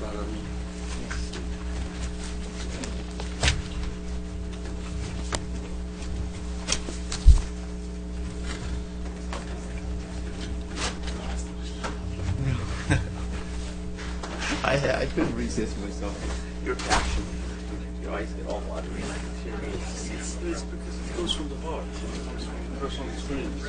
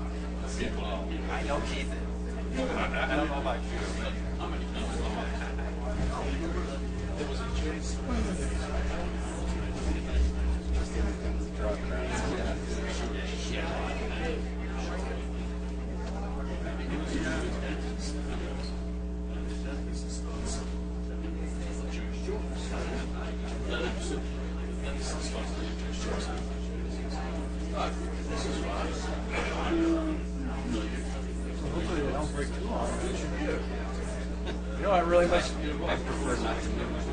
I know. Really, there's one more that's going to have discussion after that. Probably out of here. Would have been. Before 9. No, I'm not so sure. Should have about how long it takes.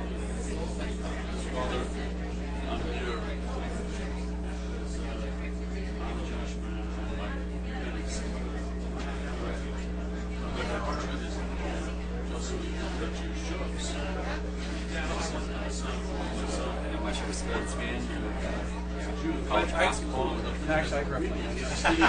He's a Steven Jobs. So you know Steven Bearfield? He's a Steven Jobs. Yeah. No, not really Steven. He still plays pickup hockey. Oh, God, I tried. I was able to do it through law school. Right. Then when I moved here, I took it out of here. Yeah. He tries to hide it. It's crazy. I couldn't keep that in. So I totally understand. So I went to just skate around on the street. But I couldn't do that. Sometimes it's pretty good. Sounds like Todd Spencer. He doesn't just sleep. It's basically what it sounds like. There's no fun in funding company. You just, you see this. I don't know how I pulled an A. Funding company. I don't know anything. It's not, this is my, I don't know. This is my time. Well, college basketball was fun.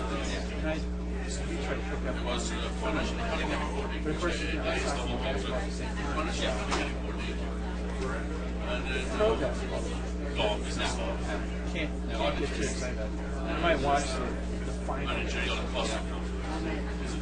can barely tolerate that. So it's so ego-driven. It's crazy money. And the strangest thing is they all seem to be broke like 3 years after they get out. I made $150 million out of no money.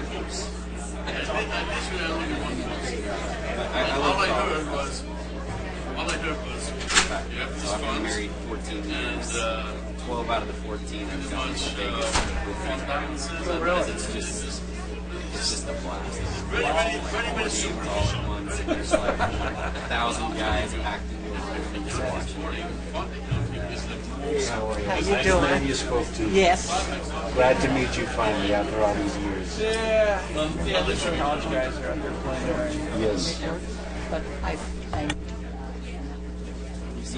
UC Irvine almost made the tournament this year. Oh, really? Yeah, they were playing.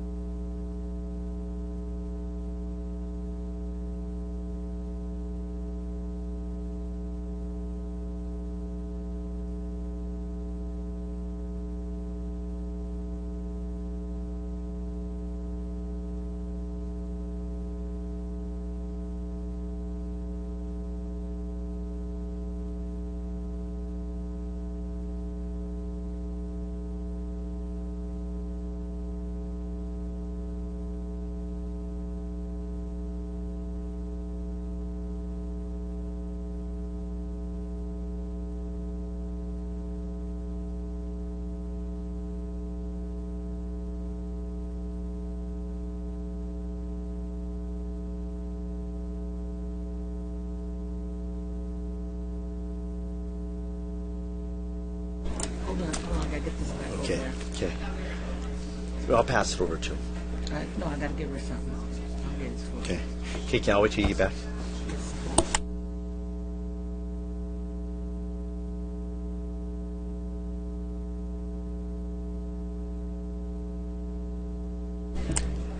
Councilman Adam Nick. Paging Councilman Adam Nick.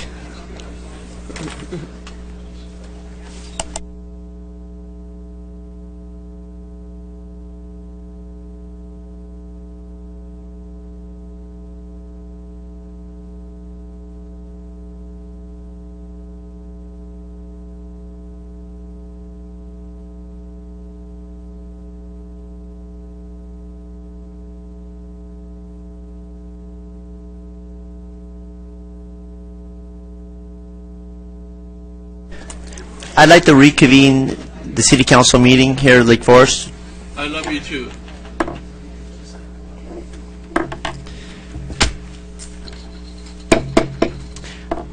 Item number 19, Madam Clerk. Item number 19, report to City Council on possible waiver of deliberative process privilege as component of Government Sunshine Policy or Ordinance submitted by City Attorney. Mayor and Council, this was also an item that the Council asked us at its last meeting to do some further research on. In a survey of government and the sunshine laws adopted by several California cities, it was noted that 3 cities have ordinances that waive what's referred to as the deliberative process privilege. Those cities are Gilroy, Milpitas, and San Francisco. What's included in your packet is a memorandum that includes those actual ordinances and an explanation of what the deliberative process privilege is, and some considerations that those in other cities have considered in deciding whether or not to keep in place this common law privilege and whether or not to waive it. I won't go into any great detail to reiterate what's in your packets in writing, except to say that the source of the deliberative process privilege is the common law. It's not a statute. And what it does is protects communications about the thought process between elected officials, lawmakers, and their staff, their professional staff, and members of the public who might contact them. That privilege does not apply, as we've discussed here, when it comes to matters that are subject to hearing and quasi-judicial decision-making. That record needs to be presented in toto each time that a public hearing occurs. But in terms of legislation, the deliberative privilege would protect communications from advisors and stakeholders between the council and those individuals. The chart, I won't go into it, of considerations in favor and against waiver of that privilege are set forth there.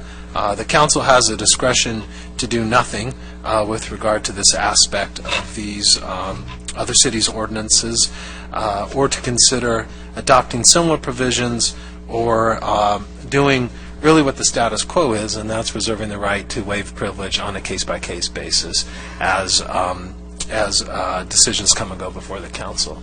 So that concludes our report on this.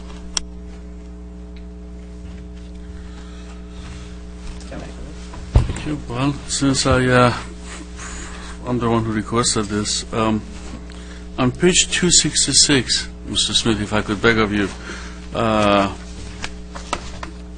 the second paragraph number 2, numero 2, the part that is in quotation marks. Neither the city nor any officer, employee, or agent thereof may assert an exemption for withholding for any document or information based on a quote-unquote deliberative process exemption, either as provided by California Public Records Act, Section 6255, or any other provision of law that does not prohibit disclosure. That is well said. I'm somewhat confused. Can we just not adopt this as it is? It is. I think it is perfectly said. It could be adopted as is. The question would be how to codify that. It could be done either by council policy or, as these cities have done, by incorporation into the municipal code. If the latter occurred, we'd bring that back in the form of an ordinance, which is what these cities did. Great. Thank you. Mayor Boyce, we do have one public speaker. Shall I go ahead and call him up? Yeah. Mr. Gardner?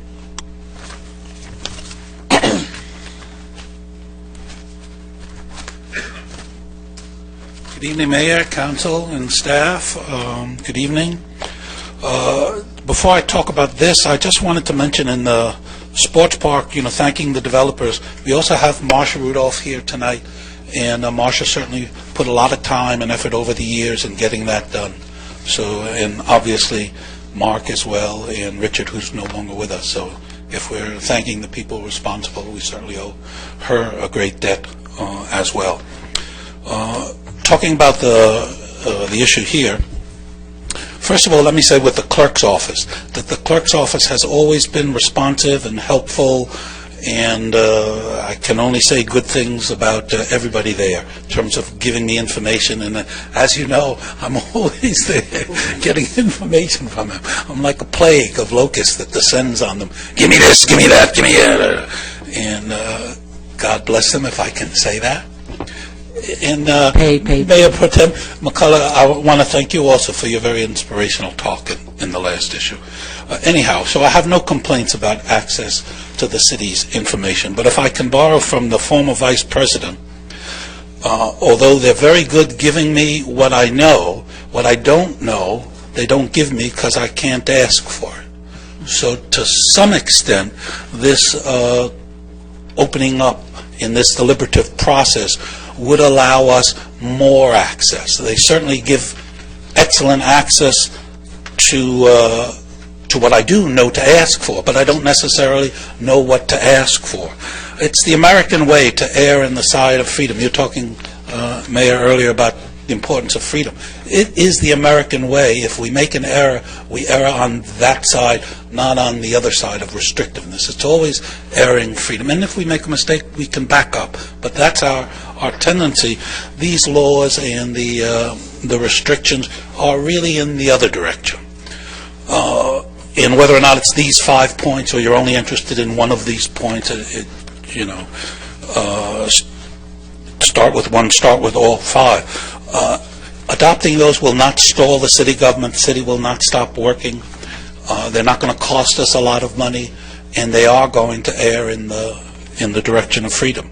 So I'd like to support that very strongly and urge you to move toward opening up the process to the extent that you can open it up, which isn't right now. You waive what you will know. I think what you want to do is put a restriction on what you can't, rather than let it ooze out. So err in the direction of freedom. Thank you very much. Thank you.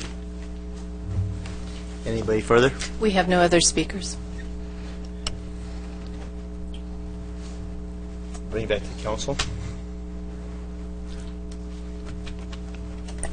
Can you just refresh my memory on what's our current policy? What do we have right now? The current policy now is that we honor the deliberative process privilege because the council is the only body that has the ability to waive it.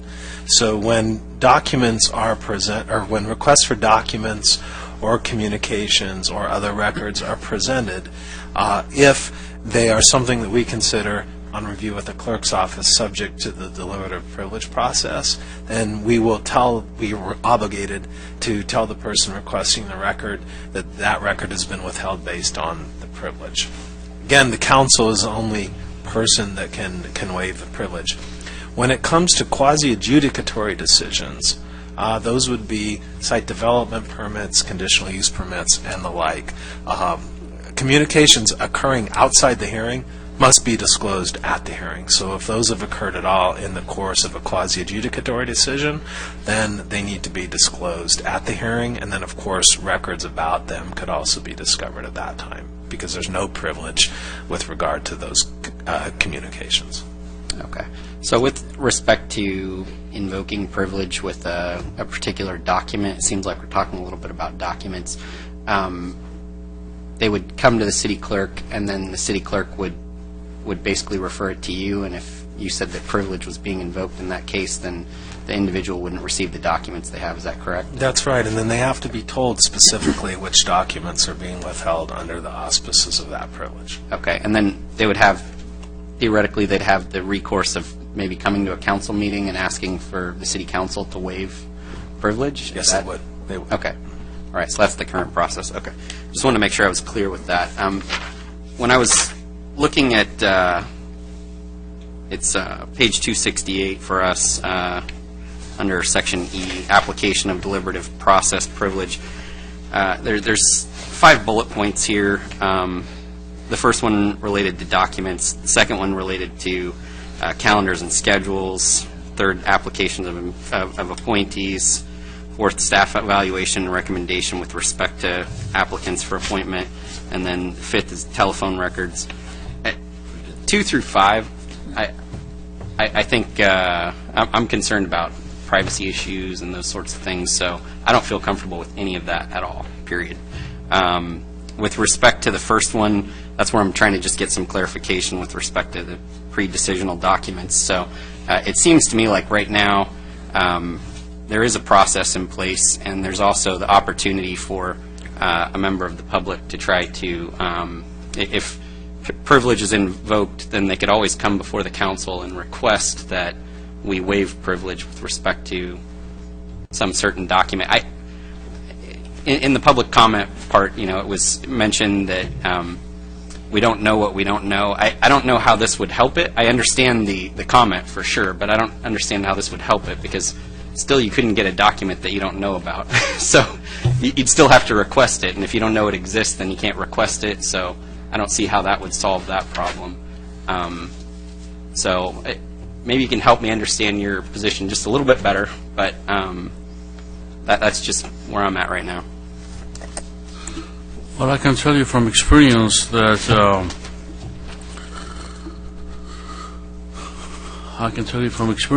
documents were withheld from me, and they were disclosed to me only after I initiated a formal complaint. The privilege was invoked for something that I didn't think was privileged. It turned out that it wasn't. It was provided to me at a later time. Not everybody's going to go the distance to get a piece of document like I did. I think documents should be available unless specifically and explicitly are privileged by state law. And in fact, the memo that I got from the clerk's office at the time did not tell me that I can appear before the city council and have the decision revisited. Sorry to interrupt, Mr. Nick. We don't, because that's still a matter of litigation seeking redress by the council. We don't want to bring up that particular. Okay, then in that case, I don't have an example to give you. I can't. I'm sorry. Yeah. No, it's all right. Just another question for staff, specifically Mr. Smith. Is there some communication with respect to what recourse an individual would have when privilege is invoked, that they could request from the council that privilege be waived, or is it just kind of a statement that's made and then they have to figure it out on their own? Yeah, Mayor and Council, it's a good question. You've put me to task on this, and the appeals ordinance is coming back to you. Remember, we talked about this last time. And I think that a decision by the clerk's office to withhold a record that would otherwise be considered public is currently subject to appeal as a decision of a city official, quote unquote. It goes first to the manager and ultimately to the council. But I promise to flag that for you when that comes back, so that you can see how that works. But yes, that could certainly be done if it's not required already, and we're going to make it really clear about that when this appeals ordinance comes back to your second meeting in April.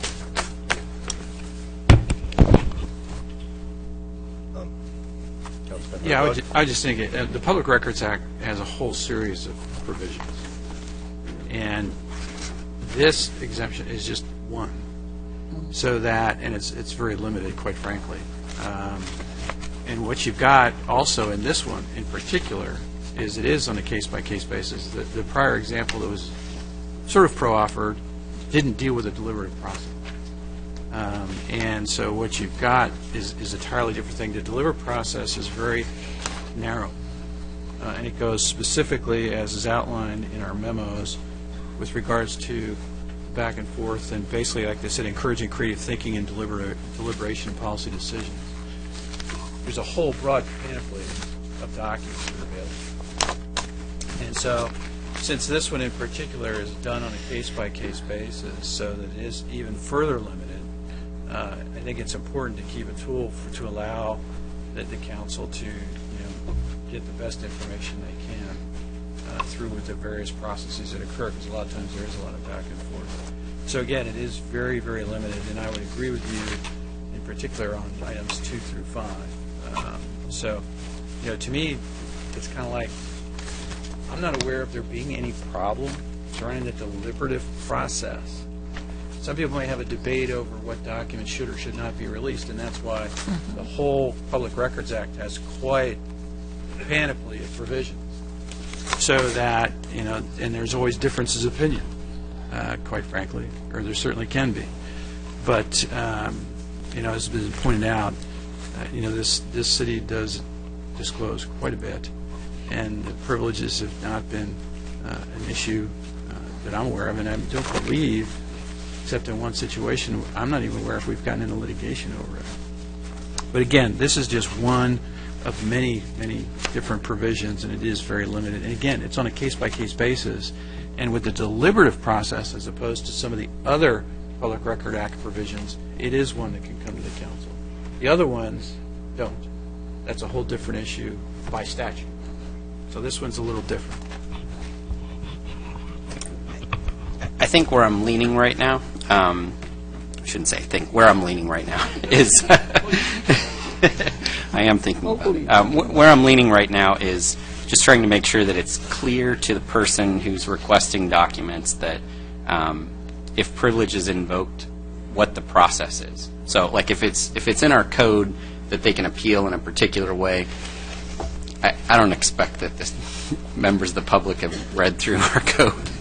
So, they're probably not familiar with it, and they might be unaware of their opportunity for recourse. So I would just want to make it clear that they do have that option, and I would just kind of, that's where I'm leaning right now. So when they're told that they can't receive a particular document because it's privileged, they're told, here's a process that you can go through, and they can come before the council, which is what they can currently do, is the way I understand it. But it's just explained to them so that there is that communication there. We're not just expecting that they found section 17.1.3.7 or whatever it might be. And then I think that, we're doing a good service to the community, but at the same time not just kind of opening up the floodgates to every single document always being readily available, and but there's a process to make that work. So I don't know if that would accomplish what you're. But why shouldn't it? Why we're not the Central Intelligence Agency, we're not NSA, we're not Department of Homeland Security, we're the City Hall. All documents should be public unless it's specifically mandated by state law. What are we trying to hide? What are we not being upfront about? Sure, and I don't know, because I don't know what the document would be referring to, and that's why on a case-by-case basis, I think that we could be looking at that and trying to make that. So we're going to screw people based on a case-by-case basis? No. We're going to screw them case-by-case. Okay. Watch your mouth. I mean, I just don't understand about the secrecy. I don't get it. I come from a government that was secret. Everything was secret. It just... Maybe I'll intercede this. We had a report, and thanks to Councilman Nick, this actually got brought up, but our city is moving rapidly for everything to be online, and why don't we hold our powder dry, and council or staff, can one of you answer? We are moving towards having most everything online by September, is what I recall hearing. Deborah? No, July. July? Well, we're quickly approaching that, and maybe that would be a step in the right direction. I really don't know what you're fishing for, but my records of where I'm going to be, at what soccer field I'm going to be at, and when I'm away from home, just doesn't make me feel real warm and fuzzy. Even though I'm an elected official, I don't think that the public needs to know that. No, I don't care about any of those. Just bullet number one, just the first one. I don't care about calendars. I mean, anybody can know my calendar. I don't care. But if you want to be told it, I'm fine with that. About the appointees, I'm okay. I'm okay with all of that. Although you can have my telephone records. I don't care. But the first one, pre-decisional document that are prepared to assist decision makers. We gotta be transparent to the people of Lake Forest. I don't understand why hide documents and hide under privilege. I don't get it. We're a city hall. Thank you, Mayor. National security is not at risk. Thank you, Mayor. I hear you, although I don't feel you, because, number one, City Hall do not pay my phone bill, and neither do they pay my fax. And I sit on a lot of different committees, and many of them do indirectly or to help me to do the best I can for this city to help it be all it can be. And we are volunteers up here. If anybody thinks that pay that we get, that stipend, and especially after they take the tax out, $200-something, I got more than that in a day when I worked on a real job before I retired, gives you the right to know where I am at all times, get into my phone records, get into my personal meetings with anybody and any time. You're out your mind. That does not give you that right. I volunteer as a citizen that is here to do the best that I can to help my city to be the best it can be. I am not here for you to get all off into my business. You voted me in here to do your business, not for you to get into mine. I sit on committees, and I have meetings with people that gives me information to help me to run this city, that has things that those committees, you should not be into their business. Now, I'm not quite sure of what you're trying to do here, but I do sit on an administrative committee for the State of California, League of California Cities, and many clerks sit on that committee. In fact, the head clerk over the whole state sits there. And one of the things that is a problem for many cities, we have one city almost went bankrupt because someone got angry and they had all their friends to start making public requests. And public requests is ink, paper, and staff time. Now, as we already have it set up, I can see you may want to tweak and say, have staff to make sure they tell them all the options they have because they can't have it. That I do agree with 100%. But as far as you getting all off into my business, honey, and no, I don't think there's anybody in this city love this city more than I do. I love my little city. I defend it wherever I go. And I'm very proud of my staff, and I defend them too, even against anybody that's up here. But you have crossed over the line when you want to get off into my business. My husband that pays the bill ain't getting that much into my business. And you definitely will not, city, even though I love you dearly, and my husband years ago decided that we're going to stay here till we die. It's not that much city in the world that you need that much information. And if you're not getting the information you want, you ask staff, what process do I need to go through? That's common sense. That ain't no Rembrandt rocket scientist. That's ABC, common sense. What can I do past this, past your no? And then, if you still won't get the answer, you come right there to that mic and say, I have followed this process. It is not working for me. Counsel, could you tell me which staff member or how to get around this and do what I need done? This is what I'm trying to do. You can ask our city manager. That's what he get paid for. Keep that stuff. We get paid for all this other stuff. That whole big old huge check. You know? So I'm not willing to divulge anymore. I'm pretty much an open book. But I do have some private areas in my life. And when you talk about my phone records, that's none of your business. When you talk about all the meetings I go to, every meeting I go to, and every place I go, you want to know, that is definitely none of your business. And I don't have a thing to hide. But it is none of your business. Now, if you wanted to ask me offline, and I'm having a good day, I may tell you, oh yeah, tomorrow I'll be doing this. But number one, until I go home tonight, I'm not going to know where I'm supposed to be tomorrow. Because I have just that many different meetings. And if you think I'm going to try and let the staff keep up with my record, they already going crazy with the little bit they do have. Because I keep them busy. That is not a part of governing up here. And I don't believe any citizen in this city with what we already volunteering our time to do and our families sacrificing their lives to do and all the stuff you miss that is, forget social life, you don't have any, would ask us to go any further than we already going. No, I don't care how y'all vote, but my vote's no. Keep it like it is. I move we receive and file the staff report. I second it with a slight twist of amendment and give staff instructions to tell them all their recourses. That's fine. Okay? I second it. All public. All in favor? Aye. No. That's too personal. Item number 20. Too personal. Too personal. Item number 20, legislative and regulatory matters submitted by city manager. Receiving.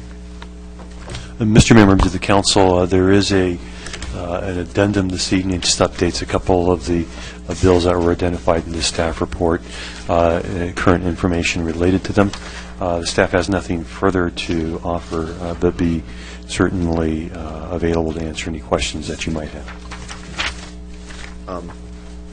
Anybody out there in the public like to speak on this item? Madam Clerk? We've had no requests. Council? Just real quick, two things. First, starting with AB 265, the Community on the Dog Parks bill. It's obviously been amended, and to some extent the amendment's better, but I do have one concern, and that is that in the amendment, they talk about shall not be held liable for injury or death of a person or pet resulting solely from the actions of a dog in the dog park. Now, in the normal world, that shouldn't cause a problem. In a courtroom, it could. Because what does that mean, solely? I mean, you know, and I know in the dog, you know, the current legislation surrounding dog bites, there's no such word as solely in that. With regards to, you know, used to be you could get, your dog would get one bite free sort of thing, and they repealed that. So strict liability, and the word solely is not in there.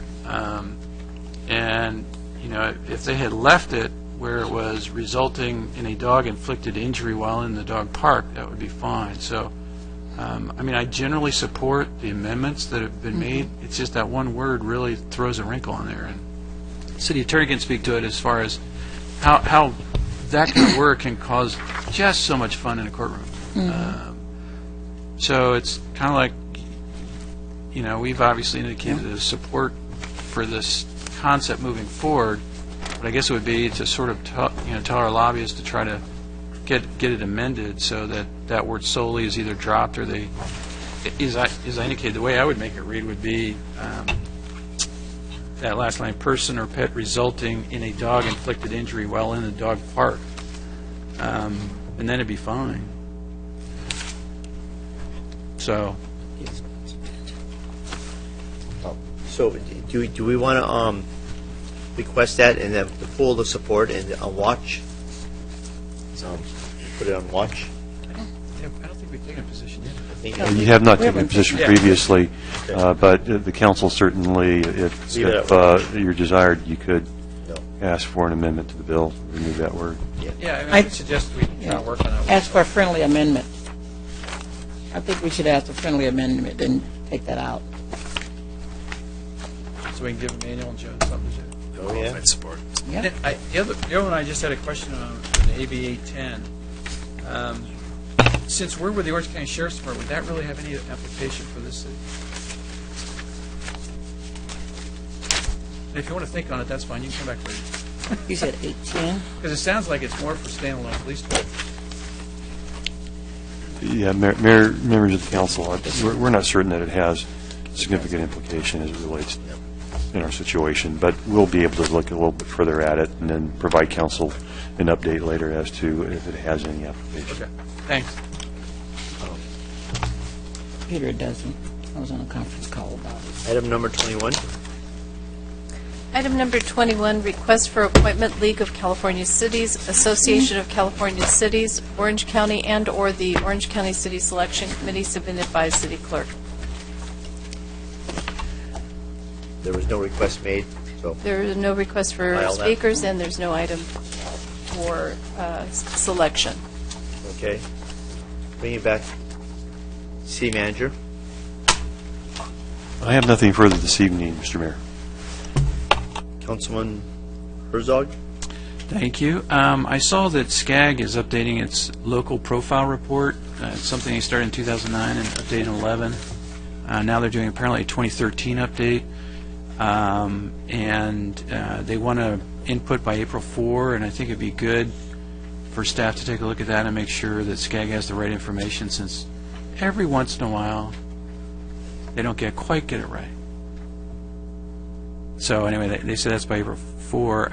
The only other thing I'd comment upon is last Wednesday I did go to the hearing on the extension of the 241 toll road, taking it from ending at a high school to taking it to ending at a major east-west corridor, basically down to the Ortega Highway area, with a new road that'll parallel Ortega Highway. It was sort of deja vu a little bit of what we had down in San Diego, but a lot more organized. And it was the staff recommendation has been that the 241 should get the San Diego Region Water Quality Control Board permit, but they kind of said, well, we'll have this hearing instead of voting that day, and hopefully it's going to come back at least by May and get approved, because the project's one that's desperately needed. And additionally, even the staff has indicated the environmental mitigation that is provided in the project more than, certainly exceeds what's actually required. So hopefully, as we often see, things come at the last second from certain organizations that try to delay things, and hopefully that won't happen again, because it's a project that needs to move forward this year. So the testimony there, particularly from the elected officials, was all positive. Said to do the permit, and there was an additional broad coalition of public folks, including labor unions, that were supporting the extension. But there's still some of the groups from before that aren't, and they were there. But it was actually a long day. Went all day, and that's all I have. Thanks. Councilman Nick. Hello. Over the last 2 months or so, every time I have tried to introduce something to place it on the agenda,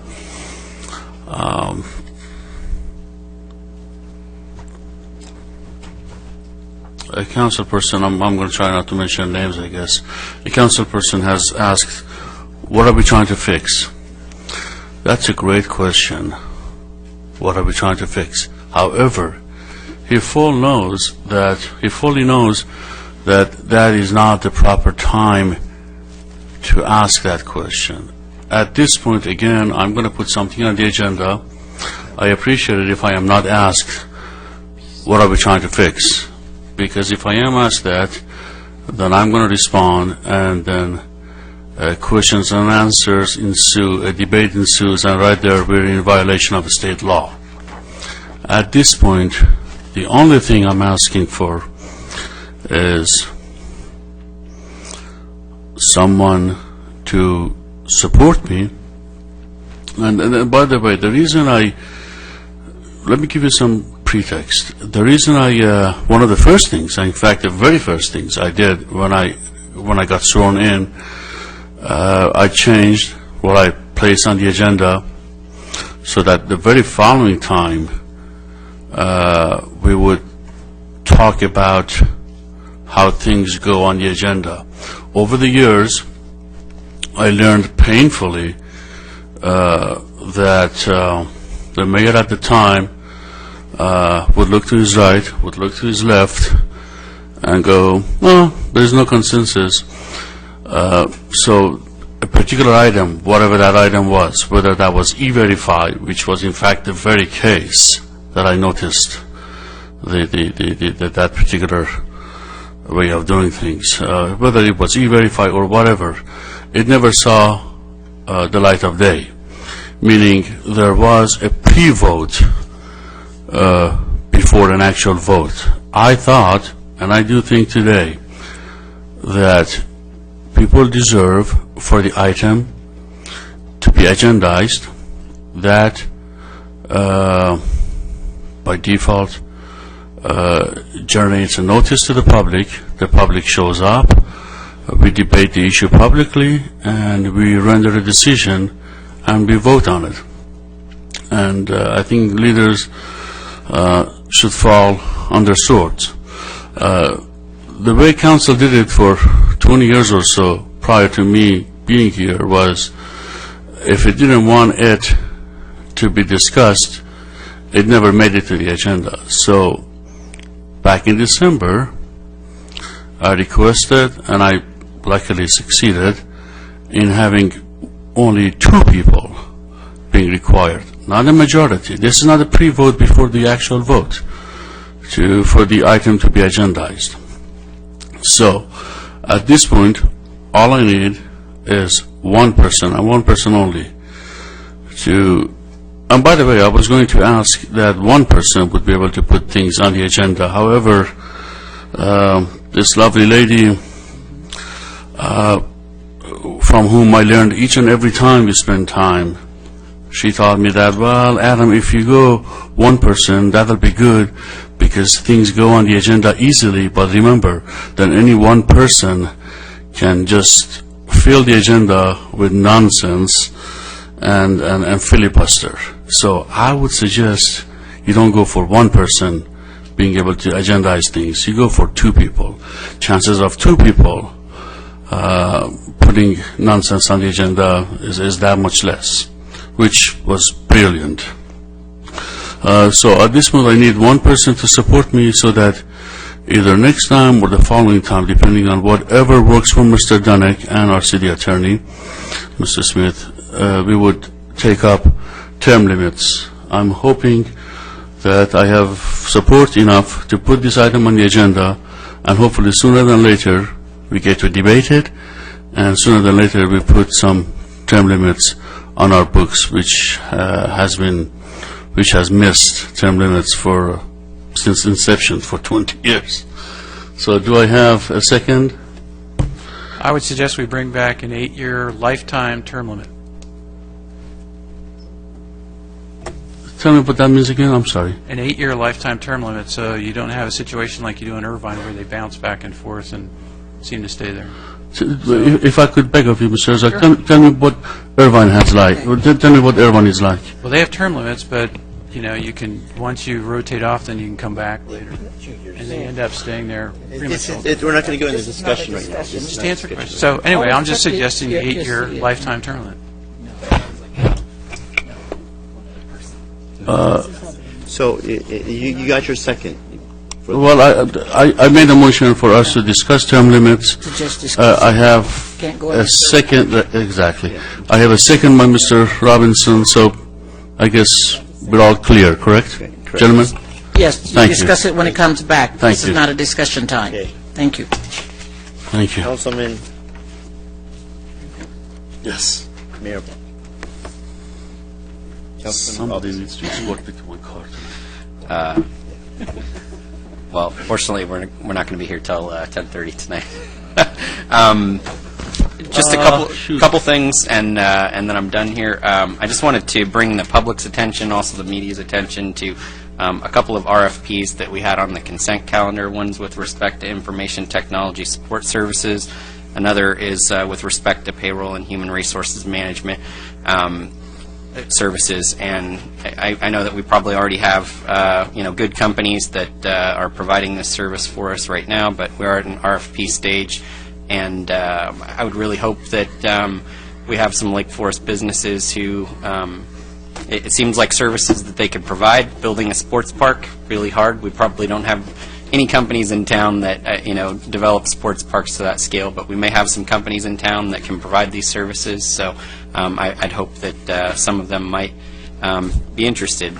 We're going to pick the best one regardless, but I would hope that some Lake Forest businesses do submit their proposals, and that's it from me. So thanks a lot. Have a good evening.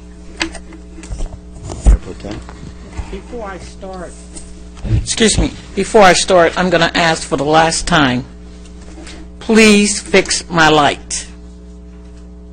I don't play baseball. This is my second time. Otherwise, I'll call somebody in to fix it, and I'll pay myself because my light doesn't work correctly. Second time. No 3 strikes, you're out, okay?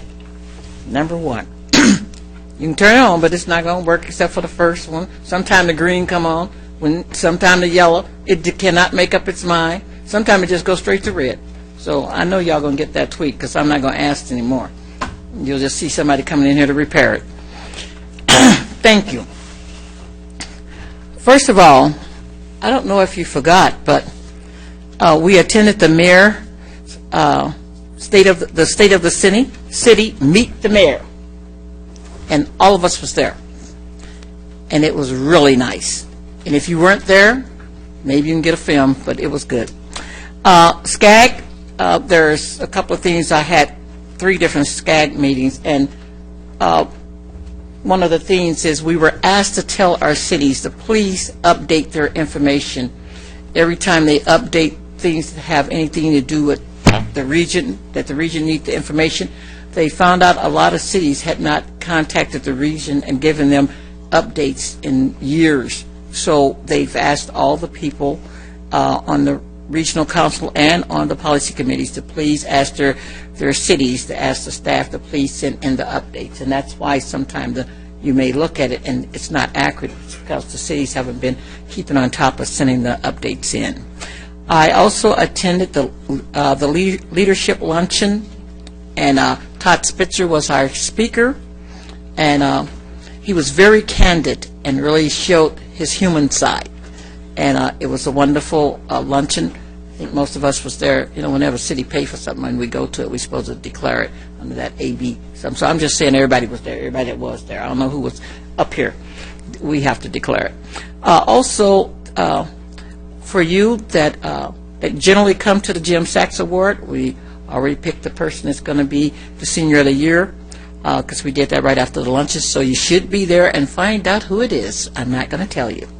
I attended the ACCOC Mayor Pro Tem meeting. They're going to have one for mayors also, and it was very informative.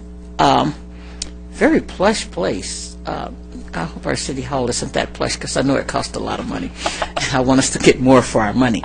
But something that I learned there, and we're going to start having some meetings and some sub-meetings, was that we could save some money by, first of all, we can save some time by having tasers here. Our officers don't have to go all the way over to the substation. This has already been done in Mission Viejo. Then the other thing is we can buy our car and save a whole bunch of money, and I'm supposed to get more information on how the insurance portion of stuff work. So I'm throwing that out there to staff so you can look into that. You can check with Mission Viejo. They're the ones that brought that up at that meeting. I also attended the housing transportation meeting for seniors, and Orange County Library, they canceled their meeting. Thank God. I would have had to run back to there. Freedom Village had got a remodel and everything. They had 2 ribbon cuttings on the same day, one earlier and one later, closer to the afternoon. I attended the second one, and the mayor and I both was there. Beautiful, nice foundation. We reminisced a little bit about before it was there when the Lutheran Church owned that property, and then Silverado High School, Silverado Continuity School started off there. And so we got some history. I brought it up to the owner, got to meet the owner, brought some of that up to him. Also, the Fire Authority had 2 meetings, I think it is. I think I've been at 2 this week. The thing is some of you probably heard about the fire engine that went sideways and went into the tree sideways. Well, it was a miracle that those 4 men lived through it. One went through the windshield. We had an orientation and with all the departments, and we got a chance to see that engine and sacrifices that our first responders, fire and police, put out for us, and the risks that they take. I mean, most of us that went in there, myself included, we just stood there at, oh my God, you know, how did they make it through this safely? And they were only going 30 miles an hour when that swung into it. But all that, see, that kind of machinery twisted up and caved in, and it's pretty frightening to think that this could happen. But the good part was that they have survived it, all 4. That was interesting. I got my orientation, so that's all over. El Toro High School, I'm sorry our liaison isn't here because they're up for an award. It's a statewide award, and I happen to be over there for it. If you remember, they got the most, they collected the most goods, and they've done this every year, and they've challenged Irvine, they've challenged all other cities, so now they're up for an award, and hopefully they get it, and because one of the nonprofits, there's two nonprofits, they're Adopt a Neighbor and South County Outreach, and we were asked to be there because they were recipients, and the children were just jazzed.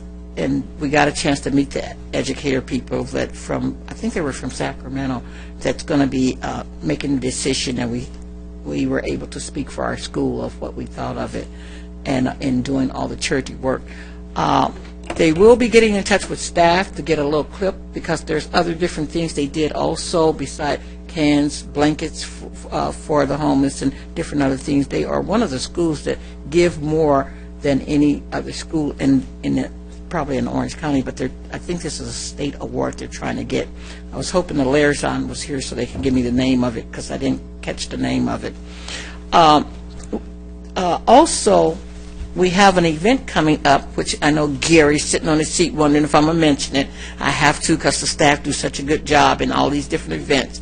The Bunny Blast, it draws people from all over. It gets so big, it's right near my house, and there's times I can't even get in there to get to it. So I'm going to try and check with Gary before the Bunny Blast time to find out what's the best time for me to get in and get out, because it is packed every year, and it grows bigger and bigger every year. One thing is, we had a blackout, and I know some of you may have seen that Edison is talking about turning back on number 2, but they also, if they don't get number 2 on, they're talking about they would have to have some rolling brownouts. And the blackout, it encompassed one of the senior parks and some businesses, and some of the seniors were very frightened. I got a call because years ago we didn't have the city and everybody that could respond. And so I got a call, and I went over and calmed them down, and and helped get whatever need to be gotten.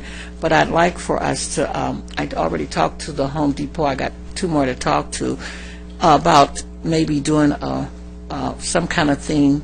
And the reason I'm saying the city, because they'll probably contact the city, they're willing to donate some landers. Some of the people didn't have landers or nothing, and they were dark over 24 hours, and which can be very frightening to a senior that is homebound and live alone. So they're willing to get a board, and hopefully we can. The reason I'm giving it to the city, so that because we will, they'll ask you to put it on our web or something and let the seniors know. Thank you, Mayor. Thank you. Just for point of clarification, her red light does work. Yeah, sometimes it be yellow, sometimes it be green, red. So Well, I actually would like to start off by thanking staff and our staff with Stephanie and Yvonne and Martha for a wonderful week last week with the leadership luncheon, with the Meet the Mayor, and I know you guys did a yeoman's work. We should be very proud of all of our staff, but you guys did a lot of work last week, and thank you so much. It was a great time. I, too, attended the leadership luncheon. We had Todd Spitzer, new supervisor, back as supervisor, did a wonderful job for us, for our volunteers. The Lake Forest Chamber put on a great Meet the Mayor, State of the City at Mercedes-Benz Foothill Ranch. It was great turnout, great people, a lot of enthusiasm for the chamber, quite a few new chamber members, and so I got to thank the Lake Forest Chamber that you guys do a great job for us. Thank you so much for representing the businesses.